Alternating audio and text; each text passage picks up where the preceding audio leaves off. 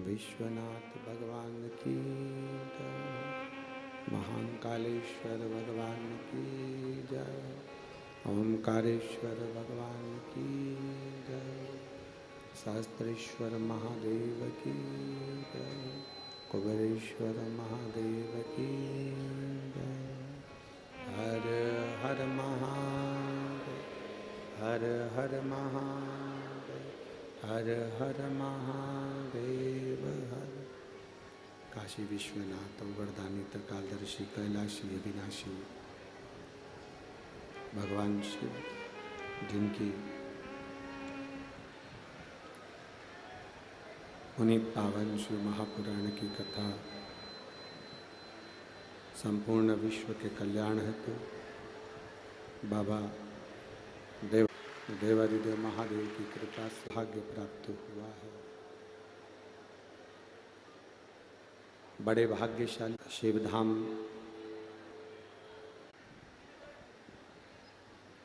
शिवधाम कोड़िया के रहनिवासी जो इस पवित्र पुनीत पावन शिव महापुराण की कथा को श्रवण कर अपने जीवन को आनंदित कर रहे हैं। कथा के मुख्य यजमान श्रीमती जानकी प्रदीप जी साहू, श्रीमती सरोज काशीनाथ साहू,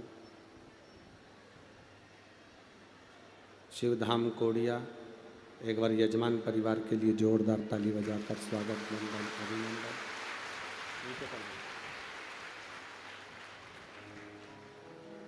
ठीक है।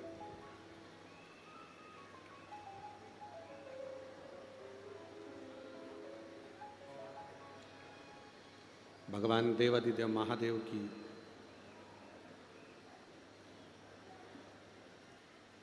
पुनीत पावन शिव कथा भगवान देवादिदेव महादेव की कृपा से आप और हम श्रवण करने के लिए बैठे हैं। कथा का आज 7वां दिवस है, 7वां दिन है। विराम दिवस की ओर अपन सब जा रहे हैं। ये चल रहा है बक्से चल रहा है। अपन जा रहे हैं भगवान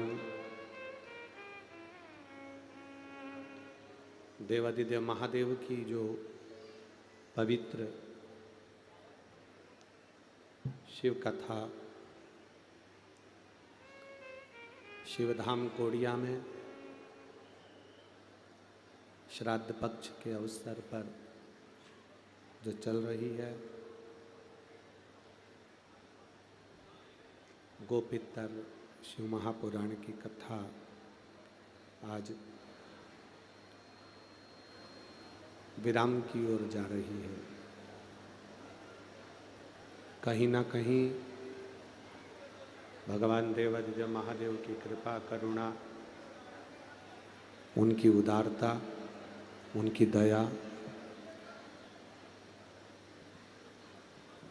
जो पितृपक्ष में भगवान शिव की पवित्र कथा को आप और हम श्रवण कर रहे हैं।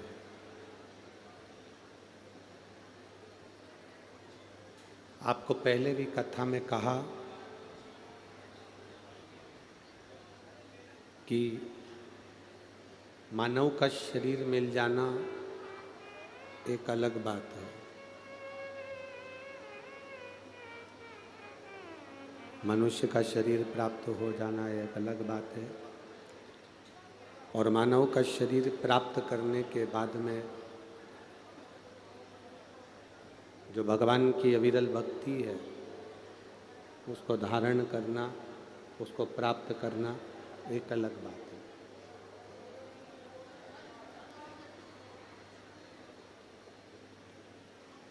शरीर मिल भी जाए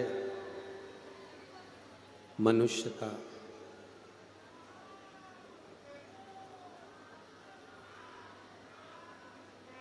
आवाज नहीं आ रही पीछे। मानव का यदि शरीर मिल भी जाए, मनुष्य का शरीर यदि प्राप्त भी हो जाए,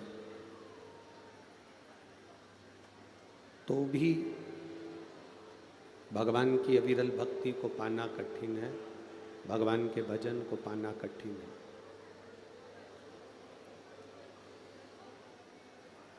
संसार सागर में जन्म लेना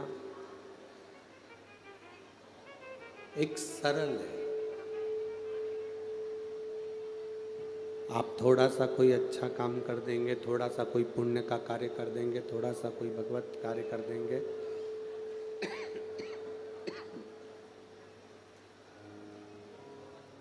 थोड़ा बहुत अच्छा कार्य किया कि मनुष्य का शरीर मिल गया, मानव का शरीर प्राप्त हो गया। पर शरीर मिल गया, शरीर प्राप्त हो गया, और वो शरीर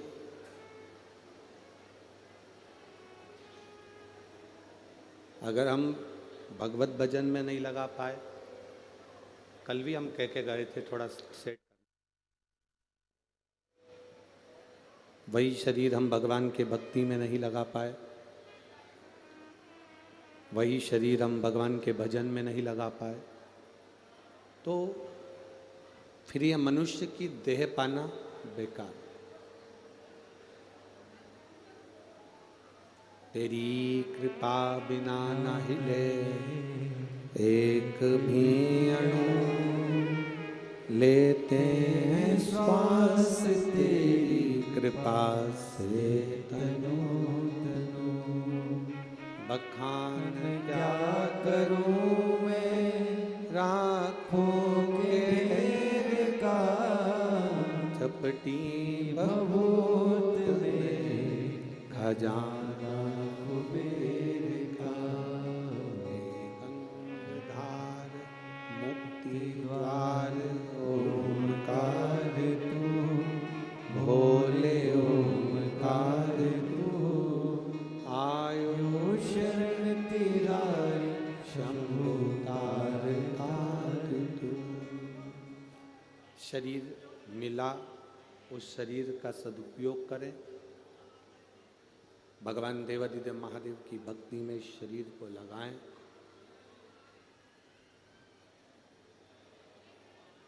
चौबीस हजार श्लोक की ये शिव महापुराण की कथा है। पीछे आवाज बढ़ाओ ना भाई।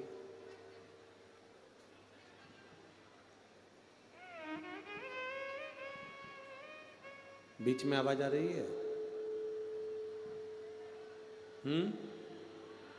नहीं आ रही। 24,000 श्लोक की ये शिव महापुराण की कथा है। पर प्रेशर दो, प्रेशर।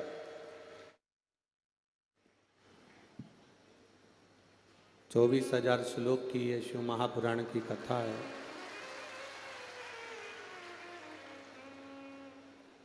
और इन 24,000 श्लोक में से एक भी शब्द, एक भी अक्षर व्यासपीठ का अगर हमने अपनी जिंदगी में उतार लिया तो ये निश्चित है कि हमारा मानव का शरीर पाना श्रेष्ठ हो जाएगा। मनुष्य का शरीर पाना कृतार्थ हो जाएगा। शिव कथा दो चीजें प्रत्येक मनुष्य को देती है।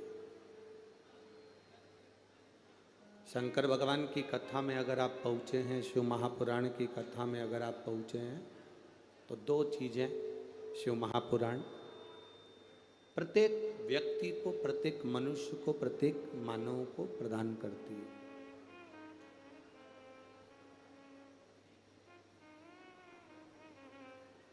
शिव महापुराण की कथा दो चीज़ें देती है। एक, हमारे स्वयं का आत्मविश्वास, हमारे भीतर का बल, हमारा आत्मविश्वास, हमारा विल पावर और हमारे विश्वास की दृढ़ता। शिव महापुराण एक आत्मविश्वास देती है। हमारा विल पावर मजबूत करती है, हमारे विश्वास को मजबूत करती है।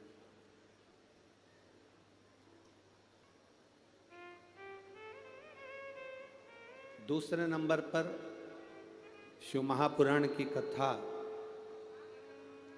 हमारे दिल की बात, हमारे मन की बात भगवान शंकर के चरणारविंद तक पहुंचा देती है। ये दो चीजें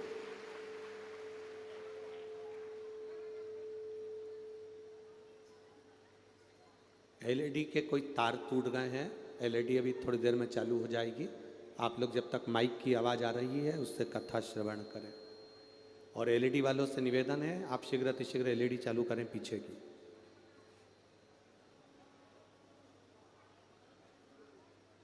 एक आत्मविश्वास,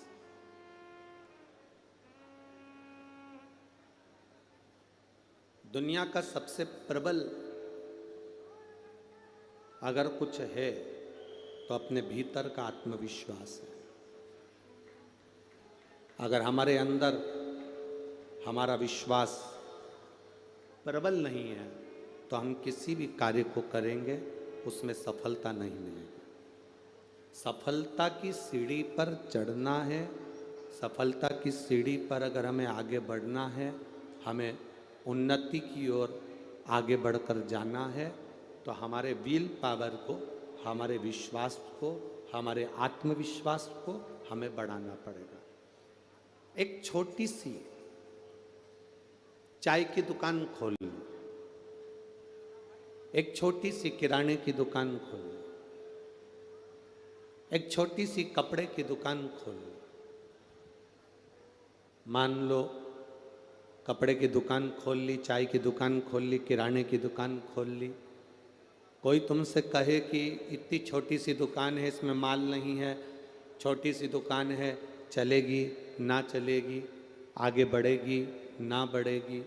कोई तुमसे कहे ये आगे जाएगी कि नहीं जाएगी, चल पाएगी कि नहीं चल पाएगी।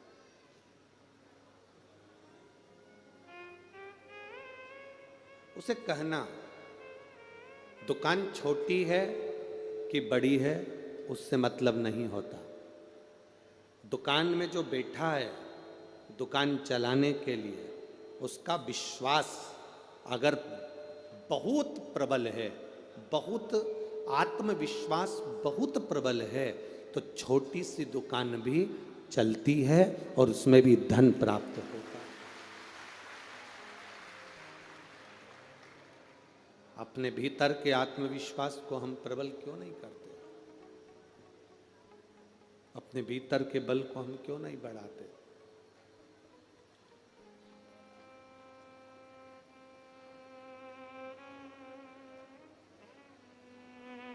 एक मकड़ी जाला बना रही थी। पहले वो दरवाजे के पास जाला बना रही थी तो एक छिपकली उसके पास में आई और छिपकली ने आकर कहा, दरवाजे के पास में जाला बना रही है, कोई अगर दरवाजा खोलेगा बंद करेगा तो ये जाला तेरा बेकार हो जाएगा, ये जाला तेरा टूट जाएगा। ये जाले की कोई महत्वता ही नहीं रहेगी जब जाला बेकार हो जाएगा। इस जाले की कोई महत्वता ही नहीं रहेगी, ये जाला बेकार हो जाएगा। मकड़ी ने दरवाजे के पीछे का जाला बनाना बंद कर दिया। मकड़ी खिड़की के पास पहुंच गई, अपनी खिड़की के पास जाकर फिर वहाँ जाला बनाने लगी। भगवान मालिक है सबका। खिड़की के पास जाकर जाला बनाने लगी और खिड़की के पास जाकर जब उसने मकड़ी ने जाला बनाना प्रारंभ किया, फिर वहां पर छिपकली आ गई और छिपकली ने आकर कहा कि ये कहाँ जाला बना रही हो खिड़की के पास? यहां तो हवा का झोंका आएगा और तेरा जाला टूट जाएगा। मकड़ी ने फिर तीसरी जगह चुनी, दरवाजे के बाहर, वहां जाला बना रही थी। छिपकली फिर वहां पहुंच गई और छिपकली ने पहुंचकर वहां कहा कि मकड़ी यहां क्यों जाला बना रही है? यहां हवा चलेगी तेरा जाला टूट जाएगा, तेरा जाला बेकार हो जाएगा। मकड़ी ने फिर वहां का जाला छोड़ दिया, आगे कहीं बनाने लगी। इतने में चिड़िया उड़ती उड़ती आई और चिड़िया उड़ते उड़ते आकर मकड़ी के पास बैठ गई और मकड़ी से कहा, मकड़ी अगर तुझे जाला बनाना है, तेरी मर्जी पड़े वहां बना, किसी की मत सुन। अगर तू अपनी मर्जी से बनाएगी तो कोई तेरे जाले को नहीं तोड़ सकता, ये पक्का। दुनिया के लोगों से सुनकर अगर कोई काम करोगे तो जिंदगी में बर्बाद हो जाओगे। कोई कहेगा कि तुम ये काम नहीं कर सकते।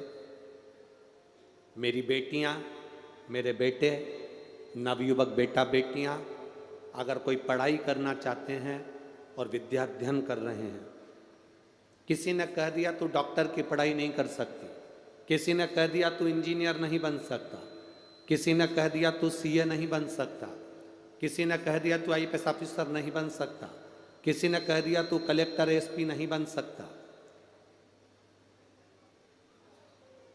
अगर एक व्यक्ति कलेक्टर बन सकता है, एक व्यक्ति टीआई बन सकता है, एक व्यक्ति कमिश्नर बन सकता है, एसपी बन सकता है, मंत्री बन सकता है, सीए बन सकता है, इंजीनियर बन सकता है, डॉक्टर बन सकता है, तो तुम में भी, आज के नवयुवक बेटा बेटियों में भी वो बल है कि तुम भी कलेक्टर और एसपी बन सकते हो।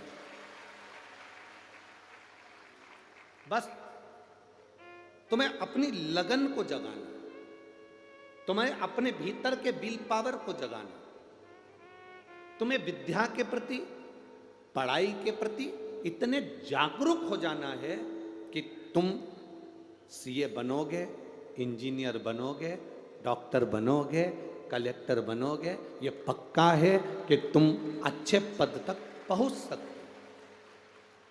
और किसी ने कह दिया कि नहीं तो तू कभी कलेक्टर नहीं बन सकता, तू कभी एसपी नहीं बन सकता, तू कभी मंत्री नहीं बन सकता, तू कभी सीए नहीं बन सकता, इंजीनियर नहीं बन सकता, डॉक्टर नहीं बन सकता।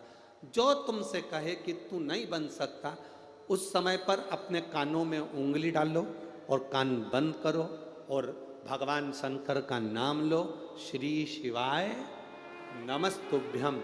और देवादिदेव महादेव से जब कोई तुमसे कहे कि तू ये नहीं कर सकता, तब देवादिदेव महादेव का नाम लेकर देवादिदेव महादेव से कहो, ये मुझसे कह रहा है कि तू ये नहीं कर सकता, अब तुझे कराना है और मुझे कलेक्टर तुझे बना।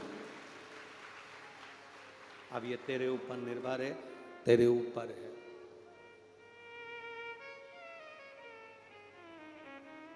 अब ये तेरे ऊपर है, तुझे बनाना। और डीले कम कर दे बाबू। और जब तक तू नहीं करता, तब तक दुनिया का कोई व्यक्ति मेरा साथ नहीं दे सकता।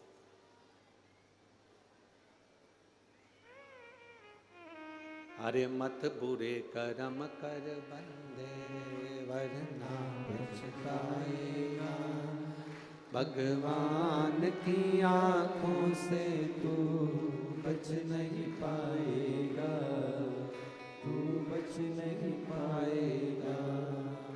अरे ओ अज्ञानी मत करना नादानी, अरे ओ अज्ञानी मत करना नादानी।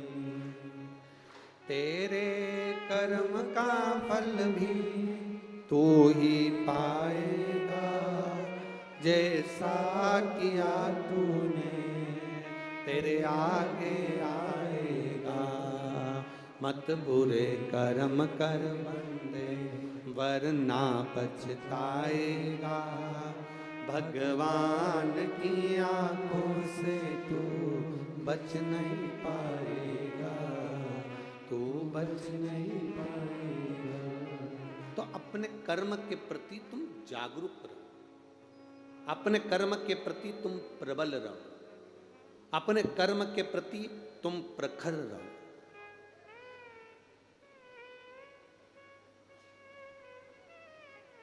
डॉक्टर ऑपरेशन करते हैं तब मुंह पर पट्टी बांध लेते हैं, मास्क लगाना। देखा है आप लोगों ने? अरे बोलो तो जम के, देखा है? ऑपरेशन करने से पहले डॉक्टर मुंह पर पट्टी बांध लेते हैं। उनके पास कपड़ा रहता है, वो उन्होंने बांध पट्टी बांधी। डॉक्टर से पूछा जाए कि तुमने ये मुंह पर पट्टी क्यों बांधी, तुमने मुंह पर कपड़ा क्यों बांधा? डॉक्टर कहेगा हम जिसका ऑपरेशन कर रहे हैं शरीर को काटेंगे तो उसके अंदर के जीवाणु तत्व हमारे मुख से अंदर प्रवेश ना करें, इसलिए नाक मुख दोनों छुपा लेता। इसके अंदर के जो विकार हैं, इसके अंदर का जो बेकार भाव है, वो हमारे जीवाणु अंदर ना चले जाए। डॉक्टर ऑपरेशन करते समय मुख पर पट्टी लगा लेता है कि सामने वाले के अंदर के जीवाणु वायरस हमारे अंदर ना चले जाएं। उसी तरह जब कोई निंदा करने वाला मिले, कोई तुमसे अपशब्द कहने वाला मिले, कोई तुमको ताना देने वाला मिले, कोई तुमको आड़ा टेढ़ा बोलने वाला मिले, कोई तुम्हारे विल पावर को कम करने वाला मिले, कोई तुमको गाली देने वाला मिले, कोई तुम्हारी निंदा करने वाला मिले, तो शिव महापुराण की कथा कहती है जैसे डॉक्टर ऑपरेशन करते समय अपने मुख पर पट्टी बांध लेता है, वैसे ही कोई निंदा करे या अपशब्द बोले तब आपको पलट कर जवाब नहीं देना है, अपने मुख पर भी पट्टी बांध, अपने मुख पर भी पट्टी बांध लो। चुप हो जाओ, मौन हो जाओ, स्थिर हो जाओ।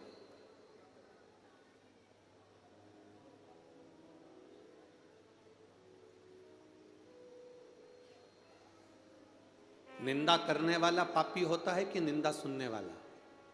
जम के बोलो जरा। निंदा करने वाला पापी होगा कि निंदा सुनने वाला? निंदा सुनने वाला। निंदा करने वाले को तो भगवान ने अलग से पैदा करके भेजा है कि तुम्हें निंदा करना है, तुम्हें पृथ्वी पर जाकर निंदा करना है। इसको तो भगवान ने जन्म ही इसलिए दिया है कि वो मृत्युलोक में जाएगा, पृथ्वी पर जाएगा और निंदा करेगा। निंदा करने वाले को तो भगवान ने अलग से पृथ्वी पर भेजा ही है। पर आपको, हमको, संसार में जन्म लेने वाले किसी व्यक्ति को भगवान निंदा सुनने के लिए नहीं भेजा। भगवान ने अगर ये कान दिए हैं, इन कानों को अगर मेरे परमात्मा ने आपको दिया है, तो बन सके अपने नजदीक में कहीं शिव महापुराण की कथा हो तो अवश्य सुनो, ना हो टीवी। आप लोगों के पास में गाड़ी है? अरे बोलो तो जम के। है? साइकिल, मोटरसाइकिल, बाइक है? बुलेट, बाइक, माइक, कुछ भी गाड़ी तो है ना। आप में से कितने लोग हैं जो अपनी गाड़ी को कीचड़ में रखते हैं, खड्डे में रखते हैं, खेत में पानी भरा जाए उसके अंदर रखते हैं?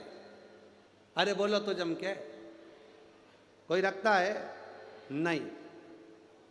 जब तुम अपनी गाड़ी को कीचड़ में नहीं रखते, गलत जगह नहीं रखते, अच्छी जगह रखते हो, तो फिर अपने कानों को, आंखों को गलत जगह कीचड़ में क्यों रखते हो?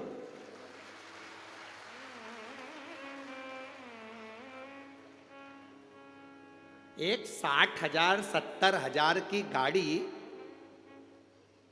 कीचड़ में नहीं रख रहा है, और ये लाखों के करोड़ों की ये पूंजी, करोड़ों की, इसको कीचड़ में कैसे डाल दें? निंदा में कैसे डाल दें? बुराई में कैसे डाल दें? गलत जगह पर कैसे डाल दें? गलत विचारों में कैसे डाल दें? गलत जगह पर कैसे ले जाएं? सोचो जरा, विचार करो। अब और सरल भाषा में समझो। आप में से कितने लोग हैं जिनकी गाड़ी में पेट्रोल खत्म हो जाता है तो नली का पानी डाल लेते हैं? बोलो रे भाई, जल्दी बोलो। नाली के पानी से गाड़ी चलती है, गटर के पानी से गाड़ी चलती है, कीचड़ के पानी से गाड़ी चलती है, गंदे पानी से गाड़ी चलती है? नहीं। पेट्रोल खत्म हो गया, गाड़ी खड़ी कर दोगे, पर उसमें गटर का पानी, कीचड़ का पानी, नाली का पानी नहीं डालोगे, क्योंकि मेरी गाड़ी 60,000 की है, मेरी गाड़ी 5 लाख की है, मेरी गाड़ी 15 लाख की है। 50,000 की गाड़ी में भी कोई नाली का पानी, गटर का पानी, खड्डे का पानी नहीं डालता, तो ये करोड़ों की गाड़ी में गंदा पानी क्यों डालते हो? ये भी तो करोड़ों की गाड़ी है। एक लीवर, एक किडनी, फेफड़े, नासिका, श्वास, पाचन क्रिया, ये सब हमारे को जो परमात्मा ने बनाकर भेजा, ये करोड़ों की गाड़ी है, करोड़ों की। अगर एक किडनी भी बेकार हो जाए तो 5-5, 10-10, 15-15, 20-20, 25-25 लाख रुपए खर्च होते हैं। जब जाकर वो किडनी काम करने के लिए आतुर होती है, तब जाकर वो किडनी दूसरी लग पाती है, और तो भी ऑपरेशन में ढेरों पैसा खर्च हो जाता है महाराज। ऑपरेशन में ढेरों पैसा लगाना पड़ जाता है।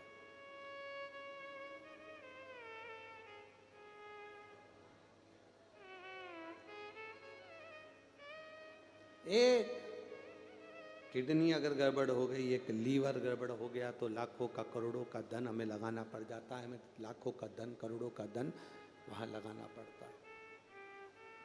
कितना दिया उसने, उस परमात्मा ने कितना भेजा, कितना बनाकर भेजा, कितना देकर भेजा, कितना प्रदान कर कर भेजा, जरा विचार करिएगा। अरे तेरी मेहरबानी काहे बोझ इतना, तेरी मेहरबानी काहे बोझ, कि सर भी उठाने के काबिल नहीं,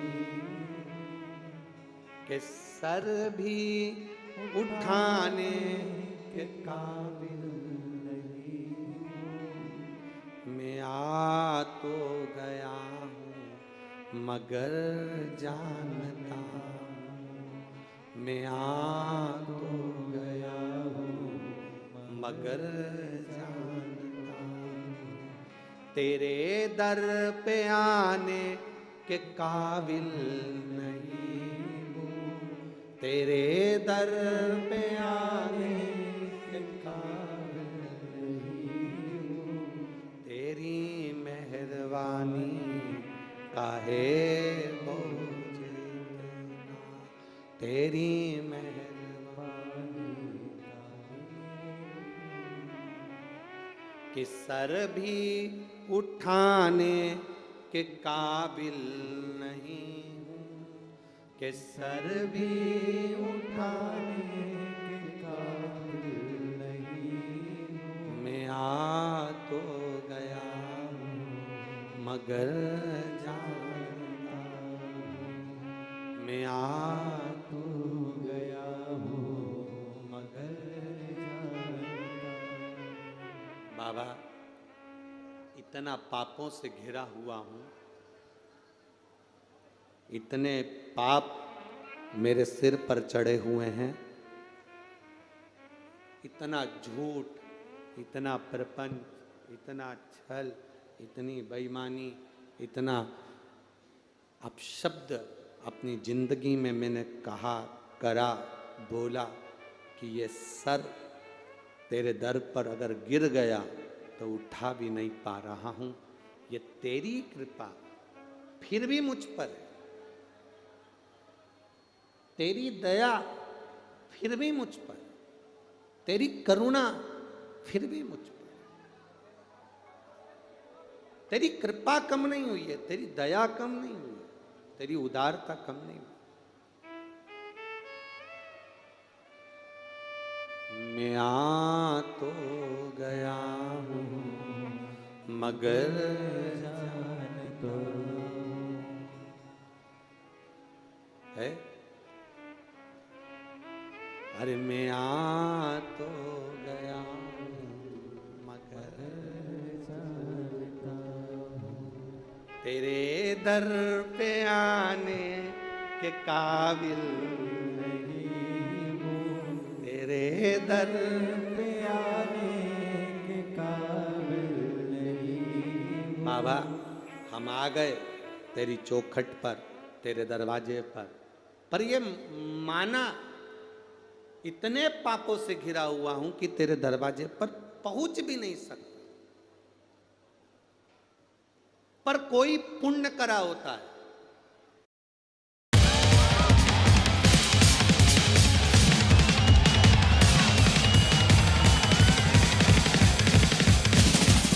सर थोड़ा फास्ट बजाइए ना, मजा आ जाएगा। बुमराह के लिए fast is not fast enough, इसलिए Zepto grocery delivery at Bumrah speed.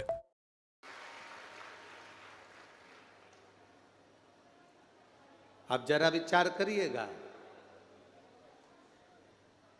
हम तो कहेंगे आस्था चैनल वालों को कि आप बाहर भी जितने लोग बैठे हैं भगवान की अविरल भक्ति में, उनको भी अवश्य दिखाएं, द्रोण से दिखाएं, कैसे दिखाएं, पर उनको भी अवश्य दिखाएं।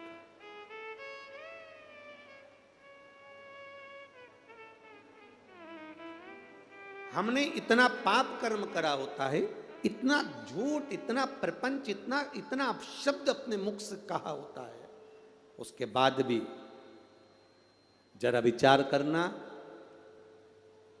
इतना पाप करने के बाद तो कोई तुम्हारा मुंह ना देखे, उसके बाद भी तुम शिव महापुराण की कथा में जाकर बैठे हो, मतलब महादेव ने तुमको स्वीकार कर लिया।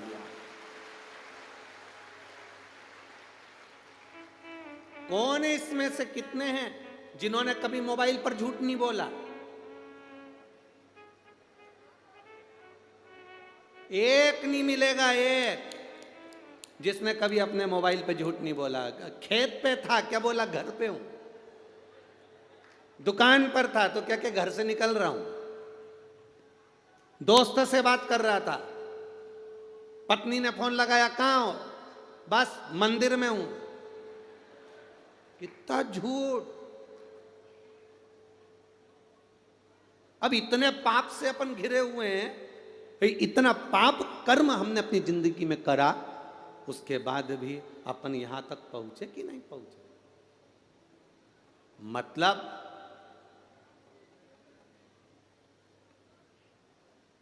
पत्नी को मालूम है ये झूठ बोल रहा है। कौन?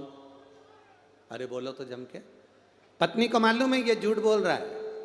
कौन झूठ बोल रहा है? भेरू है। पत्नी को मालूम है ये झूठ बोल रहा है और क्या कह रहा? मंदिर में।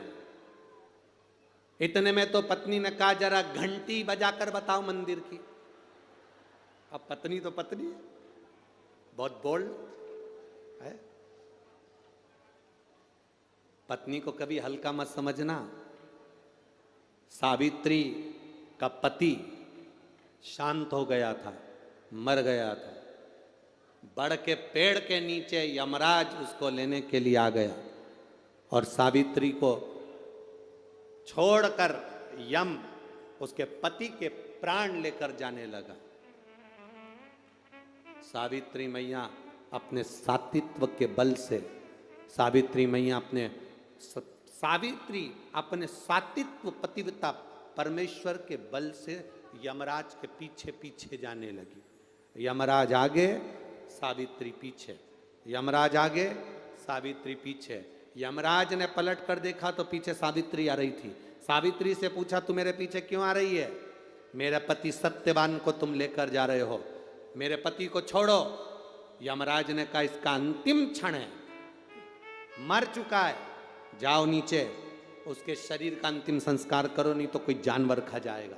सावित्री बोली, मैं जाने वाली नहीं हूं, मेरे पति को छोड़ो। यमराज कहते हैं, हम जिसको पकड़ लेते हैं उसको छोड़ते नहीं हैं। यमराज लेकर जाने लगे। सावित्री और पीछे चली। सामने यमलोक था, अंदर सावित्री जाने लगी तो यमराज ने रोक दिया। रुक, कहां जा रही है तू? अंदर क्यों प्रवेश कर रही है? मेरे पति सत्यवान को छोड़ दो। यमराज प्रसन्न होकर बोले, सावित्री आज मैं प्रसन्न हो गया तुझ पर, क्योंकि तू मेरे दरवाजे तक आई है। मांग, तुझे क्या चाहिए? सावित्री कहती है, मुझे 2 वर दे दो, मुझे 2 वर दे दो। अब तो यमराज प्रसन्न हो गया, ये अपने पति को भूल गई, इसने अपने पति को छोड़ दिया। ये अपने पति को भूल गई, इसने अपने पति को छोड़ दिया।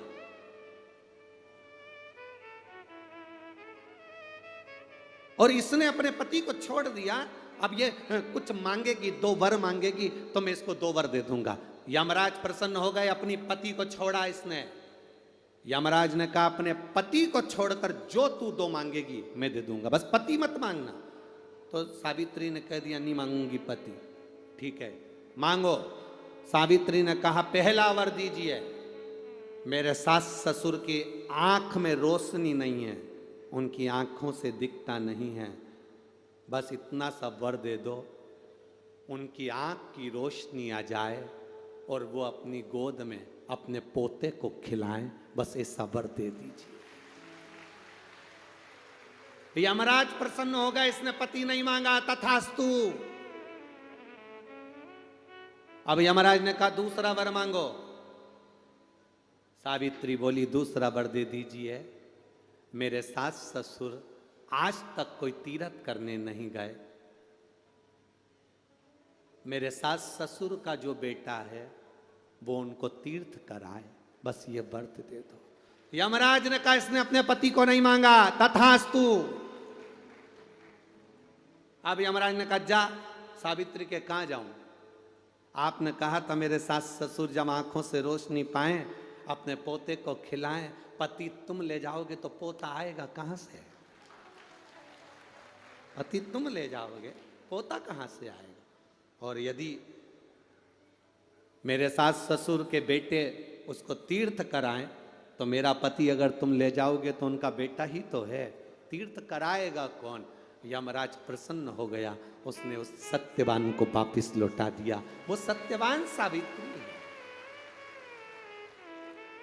तो जितने भी यहां पर मेरे जीजा हुन बैठे हैं और जितने आस्था चैनल पर कथा सुन रहे हैं, जितने मोबाइल पर कथा सुन रहे हैं, तुम अपनी पत्नी को कभी हल्के में मत लेना, बिल्कुल हल्के में मत लेना।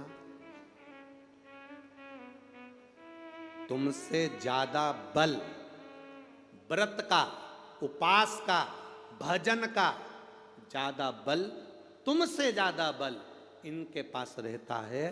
तुम सोचो कि बोल रहे हो कि मैं मंदिर में हूं, उसको बिना घंटी के घंटी बजती है दिमाग में, वो तुरंत पहचान जाती है, तुरंत।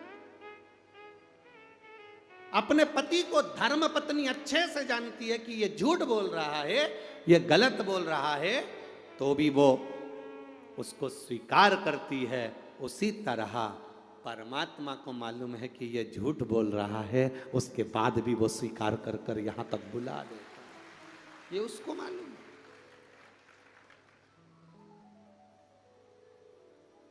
मैं आ तो गया हूं मगर जानता हूं, मैं आ तो गया हूं मगर जानता हूं, तेरे दर पे आने के काबिल नहीं हूँ, तेरे दर पे आने के काबिल नहीं हूँ, तेरी मेहरबानी का है बोझ इतना, तेरी मेहरबानी का है बोझ इतना, ओ तेरी मेहरबानी का है बोझ इतना, तेरी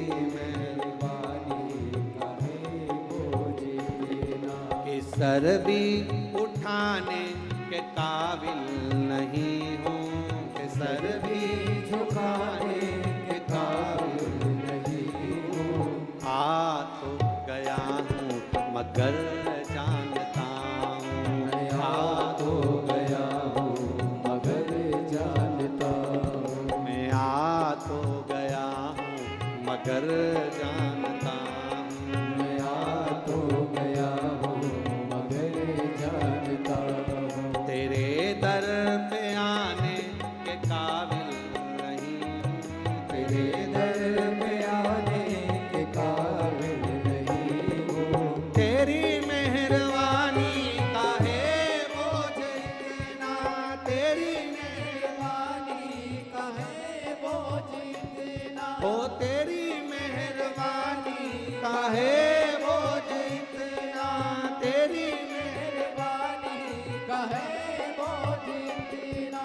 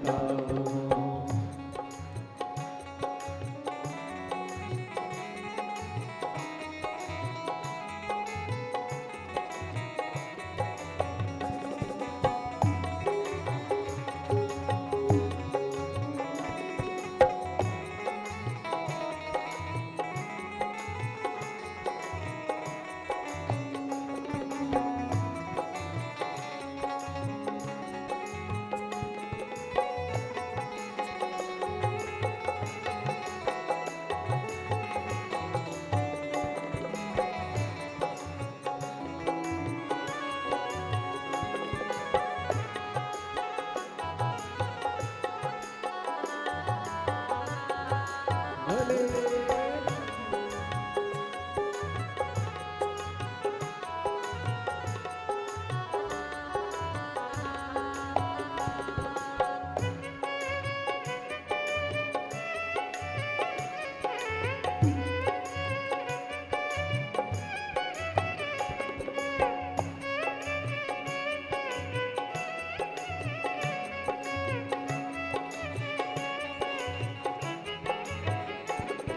जमाने की चाहत में खुद को भुलाया, जमाने की चाहत में खुद को बुलाया।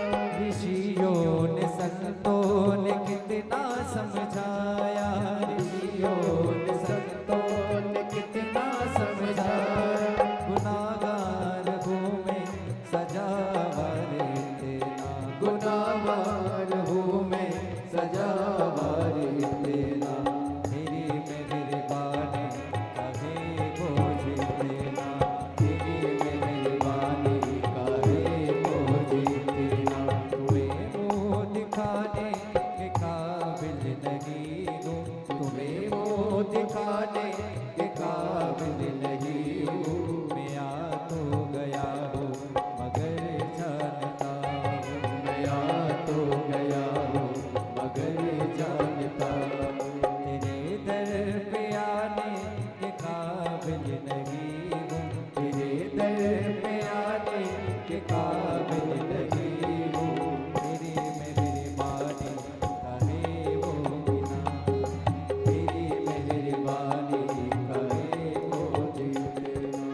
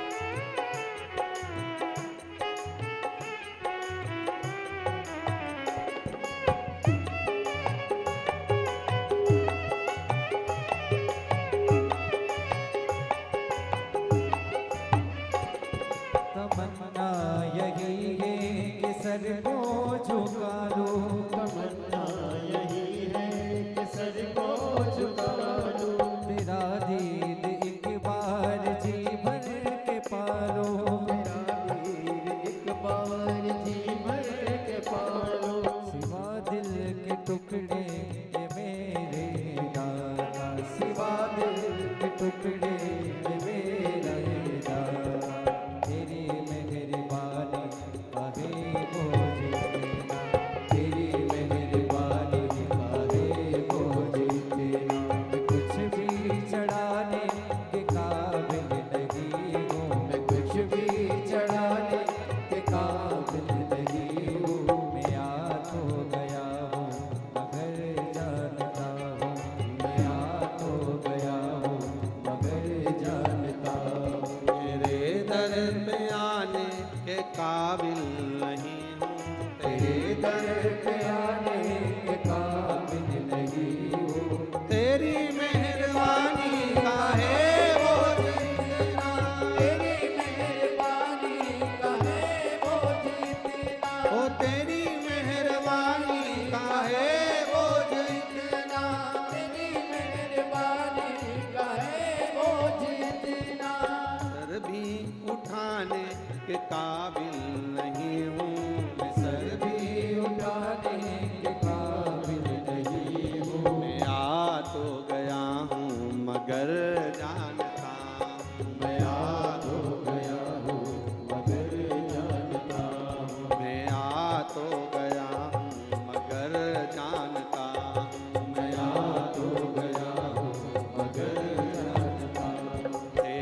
दर पे आने के काबिल नहीं हूँ, तेरे दर पे आने के काबिल नहीं हूँ, तेरे दर पे आने के काबिल नहीं हूँ, तेरे दर पे आने के काबिल नहीं हूँ, तेरी मेहरबानी का है बोझ इतना, तेरी मेहरबानी का है बोझ इतना, ओ तेरी मेहरबानी का है बोझ इतना, तेरी मेहरबानी का है बोझ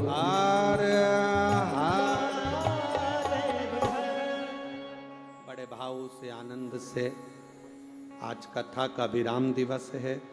दिल से कहते हैं मेहमान जाते हैं तो जाते जाते घर के बच्चों को कुछ देकर जाते हैं, उसी तरह भगवान देवाधिदेव महादेव है, भगवान शिव है। दिल से आप प्रार्थना करेंगे, दिल से वो देगा, दिल से प्रार्थना करेंगे वो दिल से देगा। आप उससे प्रार्थना करें भाव से, आनंद से, आप भगवान शिव से भाव के साथ में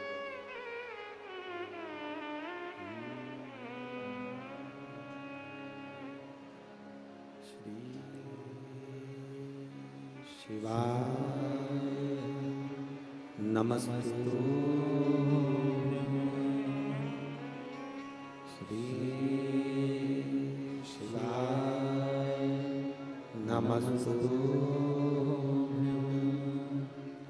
श्री शिवाय नमस्तु, श्री शिवाय नमस्तु,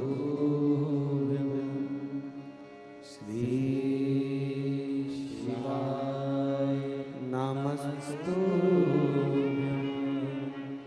भोला सब दुख काटो हमारा, ओ भोला सब दुख काटो हमारा, शिव शंकर जपो तेरी माला, भोले बाबा जपो तेरी माला, भोला सब दुख काटो हमारा, ओ भोला सब दुख काटो हमारा। वेश है मंगल मंगलकारी, वेश है मंगल मंगलकारी, शमशान वासी हमारा, शमशान वासी हमारा, ओ भोला सब दुख काटो हमारा, ओ भोला सब दुख काटो हमारा। भगवान शिव की कथा कर रही है, भगवान शंकर का संवाद कर रहा है, देवाधिदेव महादेव की कथा कर रही है। आप कैसे भी हो, जैसा भगवान ने बनाकर भेजा है, जैसे भी हो, परमात्मा आपको स्वीकार करता है, भगवान आपको स्वीकार करता है।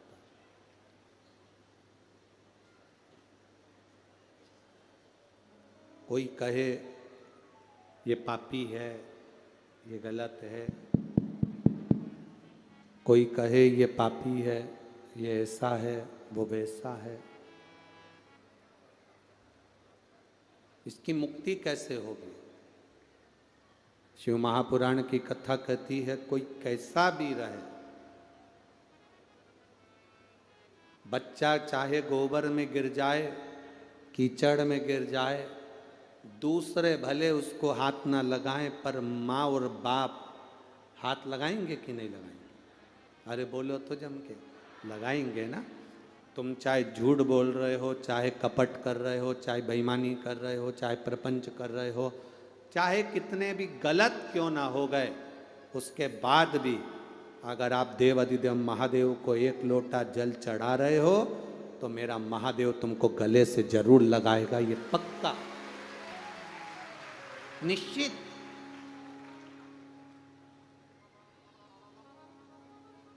बोल बम का नारा है,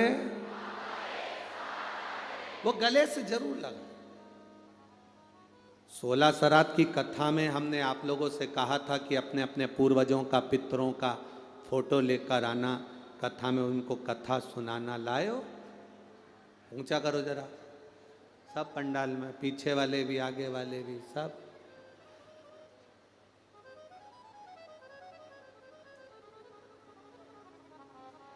श्री शिवाय नमस्ते। रखिए। कारण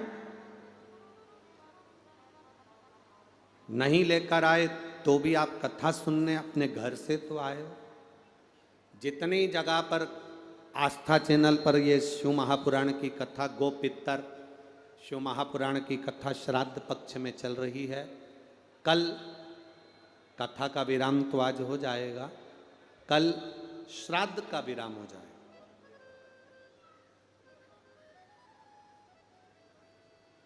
कल अमावस्या, कल श्राद्ध का विराम हो जाएगा। और श्राद्ध का जब विराम हो जाएगा, पितर अपने अपने देव स्थान पर पहुंच जाएंगे, नवरात्रि प्रारंभ हो जाएगी। शिव महापुराण की कथा जो घर से सुनने के लिए आए, या आस्था चैनल पर सुने, या फेसबुक यूट्यूब पर सुने, मोबाइल पर सुने, पंडाल में सुने, या फोटो को लेकर श्रवण करें, कैसे भी शंकर के करीब में शिव महापुराण तक तुम पहुंचे हो, तुम्हारे पूर्वज, तुम्हारे आहूत, तुम्हारे वासुक, तुम्हारे पितर कथा तक पहुंचे हैं, तो ये निश्चित है। शिव महापुराण की कथा में आता है कि अगर कोई शंकर की कथा सुनकर जाता है, उसके शरीर की तरंग से, हवा से, उसके मुख के दर्शन से, कोई गर्भ में बच्चा भी अगर शांत हो जाता है, कुंवारी अवस्था में कोई मर गया होता है, तो भी उसकी मुक्ति हो जाती है। तो इन जीवों का उद्धार तो वैसे ही है, वैसे।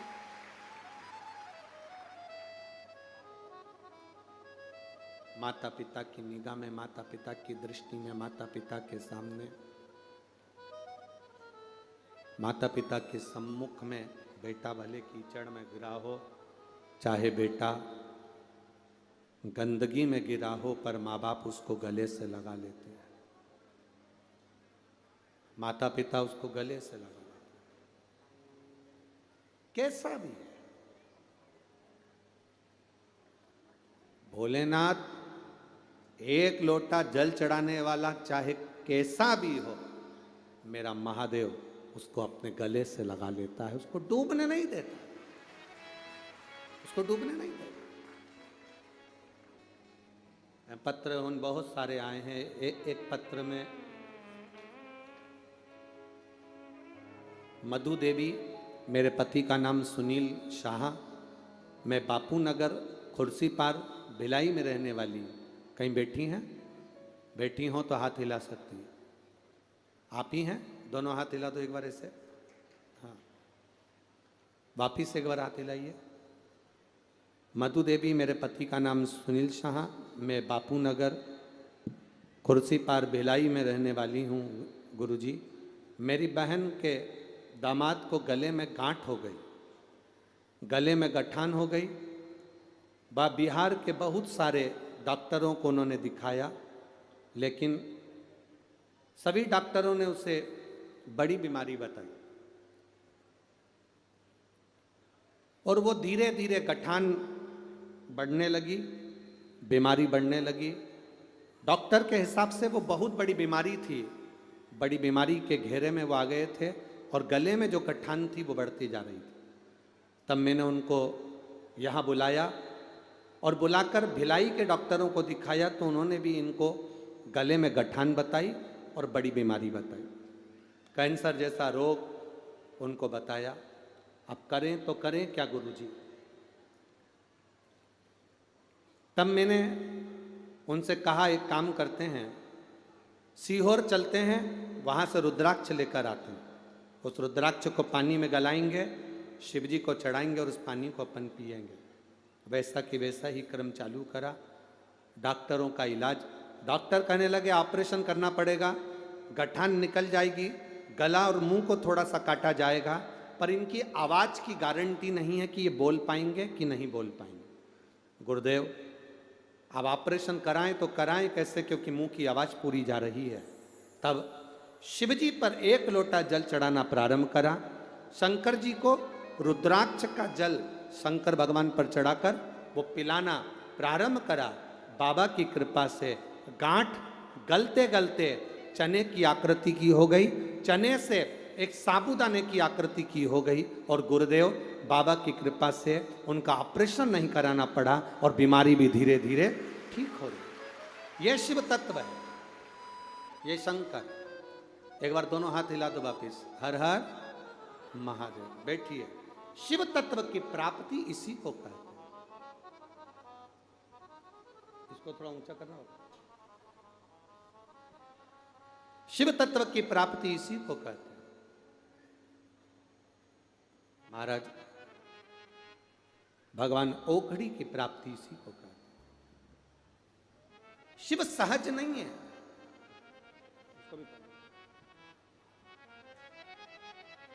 वो ओघड़दानी है, त्रिकालदर्शी, कैलाशी, अविनाशी। शिव उसको जानने वाला जिस दिन जान गया। एक पत्र और है, देखिए। हम तो समझे थे किसी की जन्म पत्रिका है, पर पत्र है। मेरा नाम सेवती पटेल है, मेरे पति का नाम भरत पटेल है।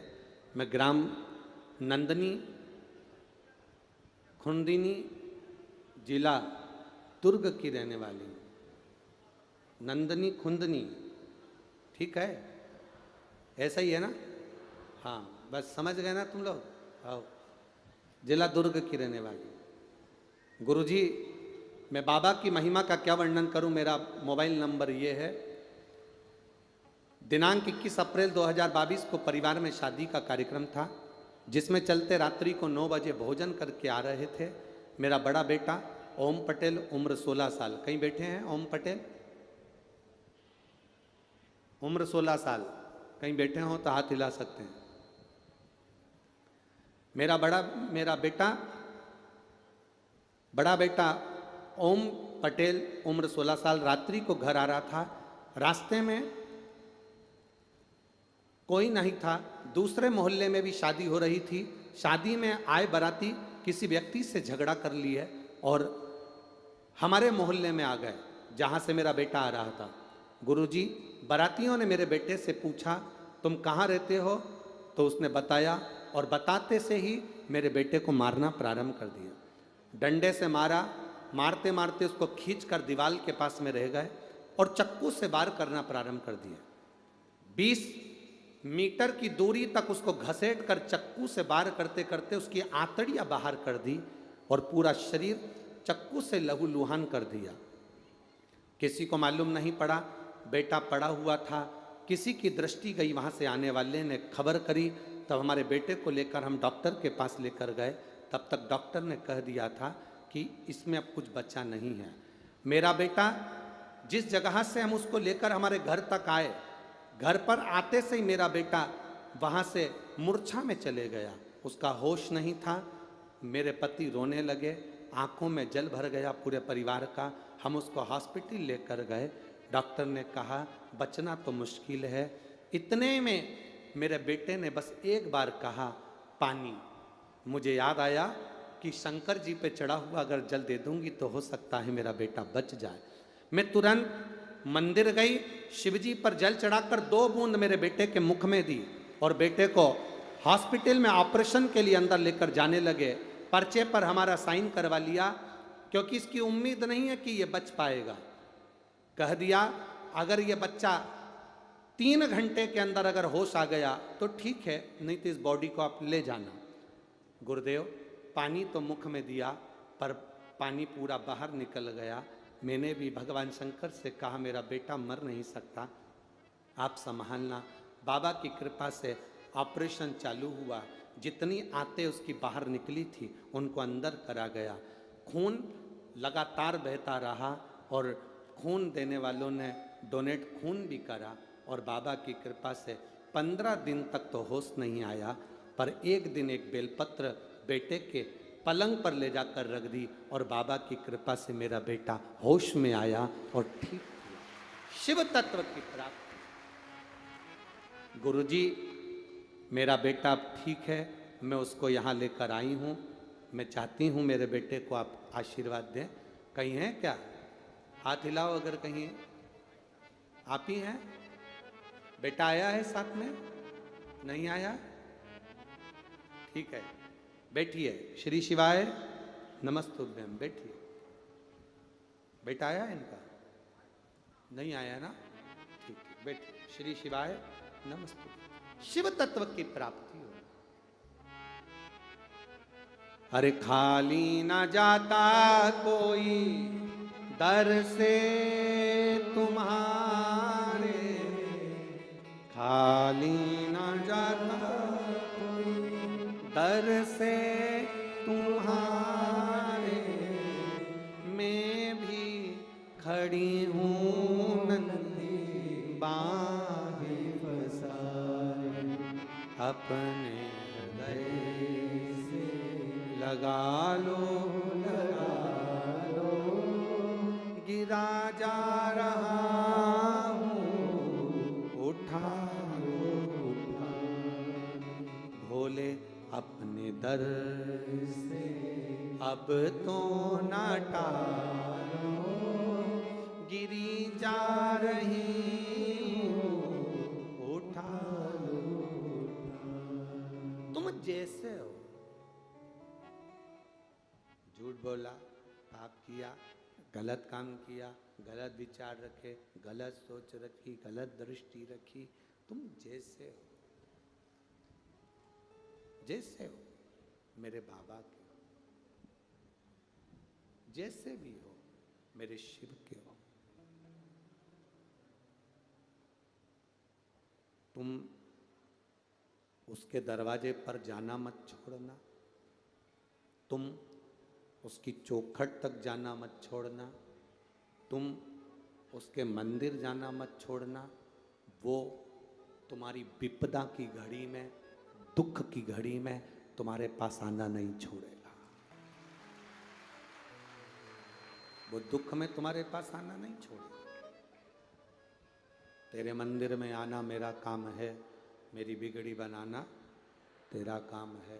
तुम उसके दरवाजे तक जाते रहो, वो तुम्हारे दरवाजे तक आता रहे। पर ज्यादा झूठ की जिंदगी नहीं जीना। जितना बन सकता है उतनी जिंदगी में सत्य पर चलो। कोई हमसे पूछता है गुरुजी आपको पत्रिका देखना आती है, जन्म पत्रिका देखते हो? हम कह देते हैं हमारे को क्या मालूम दादा, पत्रिका तो उसको मालूम। हाथ देखना आता है? हमने कहा हाथ देखना आता होता तो कथा काय को करते। कोई विद्या जानते हो? हमने कहा विद्या जानते होते तो नीचे जमीन का धन निकाल कर अपने घर में नहीं भर लेते, फिर काहे कोई हाथ। कुछ मंत्र तंत्र जानते हो? हमने कहा तंत्र मंत्र जानना तो भोलेनाथ का काम है, अपना तो केवल एक काम है, केवल एक काम। हम तो बाबा के भरोसे चलते, हम तो बाबा के भरोसे चलते, ये दुनिया वाले चलते, ये दुनिया वाले चलते, हम तो बाबा के भरोसे चलते। झूठ बोलना नहीं, प्रपंच करना नहीं, दिखावा करना नहीं। झूठ प्रपंच छल से जितने दूर जा सकते हो उतने दूर चले। जैसे हो वैसे रहो। कितना भी ब्यूटी पार्लर में जाके तैयार हो जाओ, कितना भी तैयार हो जाओ,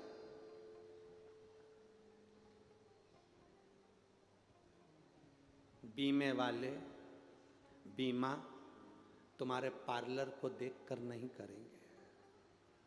बीमे वाले बीमा तुम्हारी आईडी उम्र को देखकर करेंगे। बीमा हमेशा याद रखना मेकअप की उम्र में होता है, चेकअप की उम्र में बीमा नहीं होता है। बीमा चेकअप में होगा।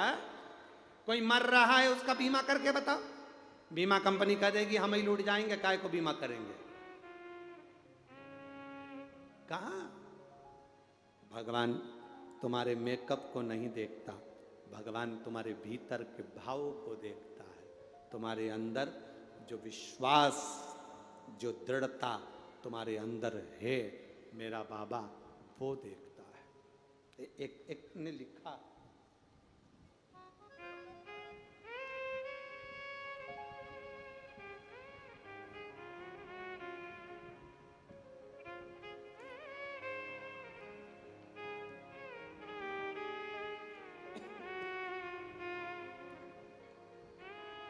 मेरा नाम चंद्र प्रकाश देवांगन है, निवासी वैशाली नगर भिलाई छत्तीसगढ़ से हूँ। मेरी शादी को कई साल हो गए थे। डॉक्टरों के हिसाब से मुझे संतान का सुख नहीं था। डॉक्टरों ने कह दिया था आपको औलाद नहीं हो सकती, आप या तो गोदी ले लो या फिर आप संतान की सुख आपके जीवन में नहीं रहेगा। कहीं बैठे हैं, सारे प्रयोग करें, सब कुछ किया। किसी ने कहा वहाँ चले जाओ गोदी भरवा जाओ, हम गोदी भरवा कर आ गए। किसी ने कहा वहाँ चले जाओ, वहाँ से जड़ी लेकर आ जाओ, हम जड़ी लेकर आ गए। किसी ने कहा कुछ ऐसी पूजन करा लो, हमने पूजन करा ली, पर फिर भी संतान का सुख नहीं था गुरुदेव। तब किसी ने कहा एक बार पशुपति व्रत और सफेद आंकड़े की जड़ का प्रयोग करो। शंकर जी को अपना मानकर आपकी कथा मोबाइल पर सुनते और बाबा से प्रार्थना कर कर हमने वही प्रयोग करना प्रारंभ करा। बाबा की कृपा से मेरा गर्भ ठहरा और बाबा की कृपा से मुझे संतान की प्राप्ति हुई। बाबा की ये बड़ी करुणा, उदारता, शंकर की उदारता, ये शिव तत्व है, औघड़ी है सब।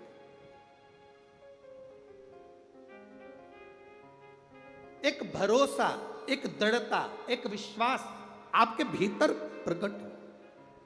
झूठ की जिंदगी नहीं जीना, असत्य की जिंदगी नहीं जीना। कितना भी तुम झूठ बोल लो, मरने के बाद लोग एक नाम तो जरूर लेंगे कि राम नाम। बोलो, जम के बोलो जरा, राम नाम सत्य है।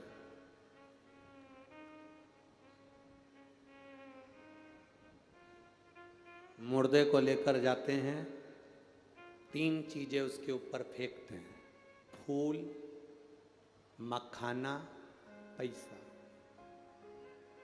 किसी ने पूछा कि फूल श्रद्धांजलि के लिए फेंकते हैं, मखाना घर पूरा फूला हुआ छोड़कर गया है उसके लिए फेंकते हैं, पैसे क्यों फेंकते हैं?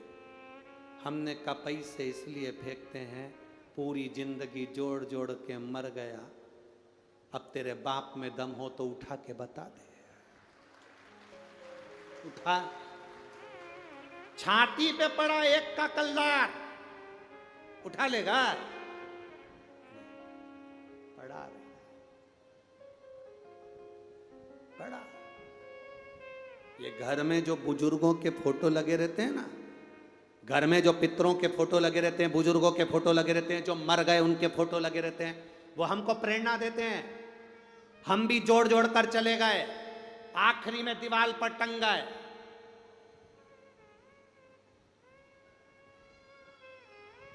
इतने व्यस्त मत हो जाना, धन के चक्कर में जोड़ने के चक्कर में इतने मत, उस जोड़ने के चक्कर में इतने मत प्रवेश कर जाना कि अपने नगर में, अपने गांव में, अपने क्षेत्र में कहीं शिव पुराण की कथा हो तो दुकान छोड़ने की भी फुर्सत ना मिले, ऐसी व्यस्तता मत रखो। अपने नगर में, अपने गांव में, अपने क्षेत्र में अगर शिव महापुराण की कथा मिले, 5 दिन 7 दिन नहीं जा सकते, कम से कम 1 दिन। शुरू में नहीं आ सकते तो आखिरी के दिन तो सुबेरे जल्दी कथा होती है, 8 बजे से 11 बजे तक। मार्केट खुलता है 11 बजे के बाद। कम से कम अपनी पत्नी से कहो, मैं भी तेरे साथ कथा में चलूंगा, 1 दिन की कथा सुनूंगा, मेरी भी जिंदगी सार्थक करूंगा, मेरा भी जीवन सार्थक हो।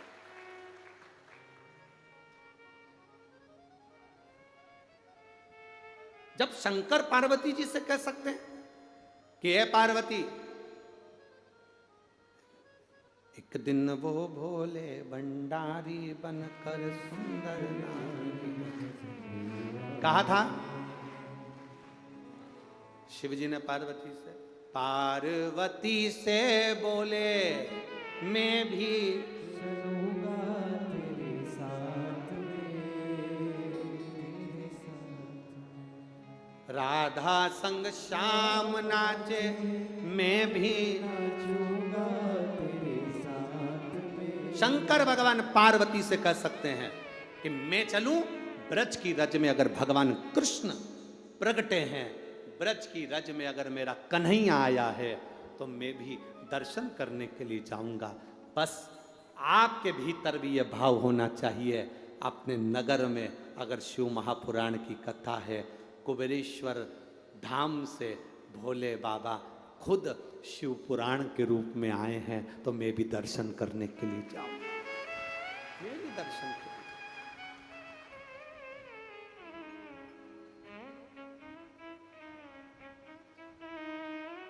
मैं भी पहुंचूंगा।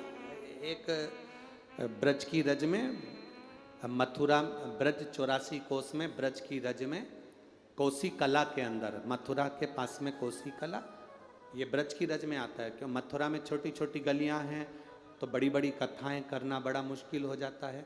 ब्रज रज में, वृंदावन में भी छोटी छोटी गलियां हैं तो वहाँ पर भी बड़ी जगह मिलना, इतना बड़ा व्यवस्था होना थोड़ा कठिन पड़ जाता है। गोकुल में भी छोटी छोटी जगह है, बरसाने में भी छोटी छोटी गलियां हैं तो बड़ी बड़ी व्यवस्था करने में थोड़ा समय लग जाए, जगह नहीं मिल पाए। इसलिए ब्रजवासियों के लिए, पूरे ब्रज में रहने वाले ब्रज के निवासियों के लिए, उत्तर प्रदेश के सुख में मथुरा जिले के अंदर, मथुरा के बिल्कुल नज़दीक में कोसी कला में 3 नवंबर से 9 नवंबर तक, कार्तिक के महीने में, जिस कार्तिक के महीने में भगवान कृष्ण ने गोवर्धन पर्वत उठाया, बंसी बजाकर गौएं चराई, ऐसे कार्तिक के महीने में भगवान शंकर की और भगवान कृष्ण की अविरल कथा 3 नवंबर से 9 नवंबर तक 2 बजे से 5 बजे तक कोसी कला में सुनने को मिलेगी। मथुरा में गलियां हैं ज़्यादा, वृंदावन में गलियां ज़्यादा हैं तो बड़ा पंडाल लगने में दिक्कत आती, इसलिए इसको मथुरा से थोड़ा सा दूर, ब्रज से थोड़ा सा ब्रज रास्ते में रखा, कोसी कला में रखा। मन करे अपनी चित्त वृत्ति में, अपने आनंद में श्रवण करो, जाओ, झूठ और प्रपंच की जिंदगी से दूर हो जाओ। हम तो यहां पर भी कहेंगे, जो 7 दिन 5 दिन माताएं पंडाल में बैठकर कथा सुनती हैं, एक माता जी ने एक पत्र में लिखा था कि मैं यहाँ पास के गांव की हूँ और लोग बिस्कुट बांटने आते हैं या कोई सामान देने आते हैं तो यहाँ पर लोग एक एक की जगह 2-2 3-3 ले लेते हैं। हम भी हमारे विश्वास के साथ कहते हैं, जो 7 दिन कथा सुनने के लिए यहाँ आई हैं या 7 दिन अगर कोई कथा सुनने आया है, वो व्यक्ति बाहर निकलकर कभी कुछ लेने भी नहीं जाता। यहाँ कोई आ जाता है तो दे देते हैं, और एक के सिवाय दूसरा लेते नहीं है। वो तो दूसरे होंगे जो दो दो तीन तीन बार लेकर चले जाते हैं। जो कथा का श्रोता होता है, जो कथा सुनने वाला होता है, वो पंडाल को छोड़कर बाहर भी नहीं निकलता। यहाँ कई माताएं ऐसी बैठी हैं जिन्होंने 7 दिन तक पंडाल को छोड़कर खाना खाने भी नहीं गई, केवल पंडाल में बैठी रही। अपने घर से थोड़ा ठेहुआ बनाकर लाई थी, थोड़ा सा चावल के आटे को शक्कर में मिलाकर, गुड़ में मिलाकर बना के लाई, नमकीन बना के लाई, थोड़ा मुरमुरे लेकर आ गई, वही खाकर उसने 7 दिन निकाल कर कथा सुन ली। यहाँ पंडाल में ऐसे भी बैठे। ये तो वो होंगे जो केवल खाने के लिए आते हो या दिखावे के लिए आते हो या काम बिगाड़ने आते हो, पर जो श्रोता है, शंकर भगवान की कथा को सुनने वाला जो होता है, वो तुम्हारे पास पहुंचता ही नहीं है। वो तो बैठा रहता है। आप आ गए तो पानी का पाउच दे गए, आप आ गए तो बिस्कुट दे गए, आप आ गए तो खिचड़ी दे गए। उन्होंने लिया, पाया और अपनी झाड़ू लगाई, अपनी दरी बिछाई और अपने आनंद पाया। कचरा पूरे पंडाल में आपको एक रत्ती का कचरा नहीं मिलेगा, सब झाड़ू पोछा सब लगा देती हैं और भाव के साथ में रहती हैं, क्योंकि उनको मालूम है 7 दिन मुझे शिव पुराण सुनना है, मेरे बाबा मेरे करीब में आएंगे, मेरा बाबा मेरा दुख मिटाएंगे। वो भाव से आते हैं, निर्मल स्वभाव लेकर आते हैं। परे झूठ प्रपंच से परे, झूठ प्रपंच से दूर।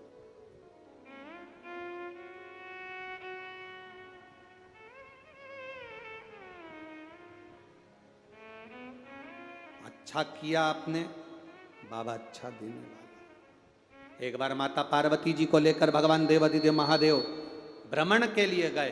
काशी घूमने के बाद मृत्यु लोक में घूमते घूमते मेरे महादेव समुद्र के किनारे पर पहुंच गए। मेरे बाबा जब समुद्र के किनारे पर पहुंचे तो शंकर भगवान ने एक लीला रची। शिव जी ने लीला रचकर पार्वती से कहा, पार्वती मुझे भगवान नारायण बुला रहे हैं, मैं अभी आता हूं, तू यहीं रुक। समुद्र के किनारे पर पार्वती जी को छोड़ दिया। माता पार्वती समुद्र के किनारे पर रुकी। सुबह हो गई, दोपहर हो गई, शाम हो गई, प्रदोष काल आ गया, शिव जी नहीं आए, भगवान शंकर नहीं, बाबा भोलेनाथ नहीं।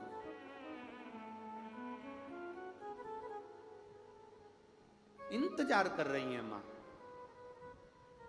रात होने लगी, पार्वती को याद आया आज तीज का व्रत है मेरा, आज मेरा तीज का व्रत है। और तीज का व्रत है, पार्वती को याद आया कि आज मेरा तीज का व्रत, प्रभु तो आए नहीं। समुद्र की रेत का शिवलिंग बनाया, बालू रेत का, और पार्वती जी ने उस बालू रेत के शिवलिंग को बनाकर उसका पूजन, जो सामान मिल गया उससे कर लिया,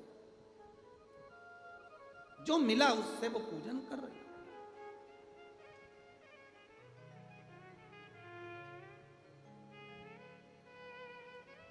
अक्षत का मतलब जानते हो आप लोग? जम के तो बोलो। चावल। चावल का जो एक दाना होता है, चावल का जो एक दाना, जो अक्षत चावल का जो दाना होता है, मान लो तुम्हारे पास में बेलपत्री नहीं है, मान लो पंडित जी बोल रहे हैं बेलपत्र चढ़ाओ, पुष्प चढ़ाओ, लाल पुष्प चढ़ाओ, दुर्वा चढ़ाओ, तुम्हारे पास में कोई सामान अगर नहीं है तो शिव महापुराण की कथा कहती है एक चावल का दाना, तुम जो पंडित जी बोल रहे हैं कि बेलपत्र चढ़ाओ, नहीं है, चावल का दाना चढ़ा दिया। पंडित जी ने बोला तुम्हारे पास में ये चढ़ा दो, वो चढ़ा दो, तुमने एक एक चावल का दाना, पंडित जी कहते रहे फूल चढ़ाओ, चावल का दाना चढ़ा दिया, रौली चढ़ाओ, चावल का दाना चढ़ा दिया, नहीं है, चावल का दाना चढ़ा दिया। अब छत का मतलब ये होता है कि जो चावल का दाना आप चढ़ा रहे हो उसका मतलब होता है कि शंकर भगवान की पूजन में सारा साहित्य, एक चावल के दाना चढ़ाना मतलब सब चढ़ जाना, एक अक्षत सब कुछ समर्पित कर देता है, सब।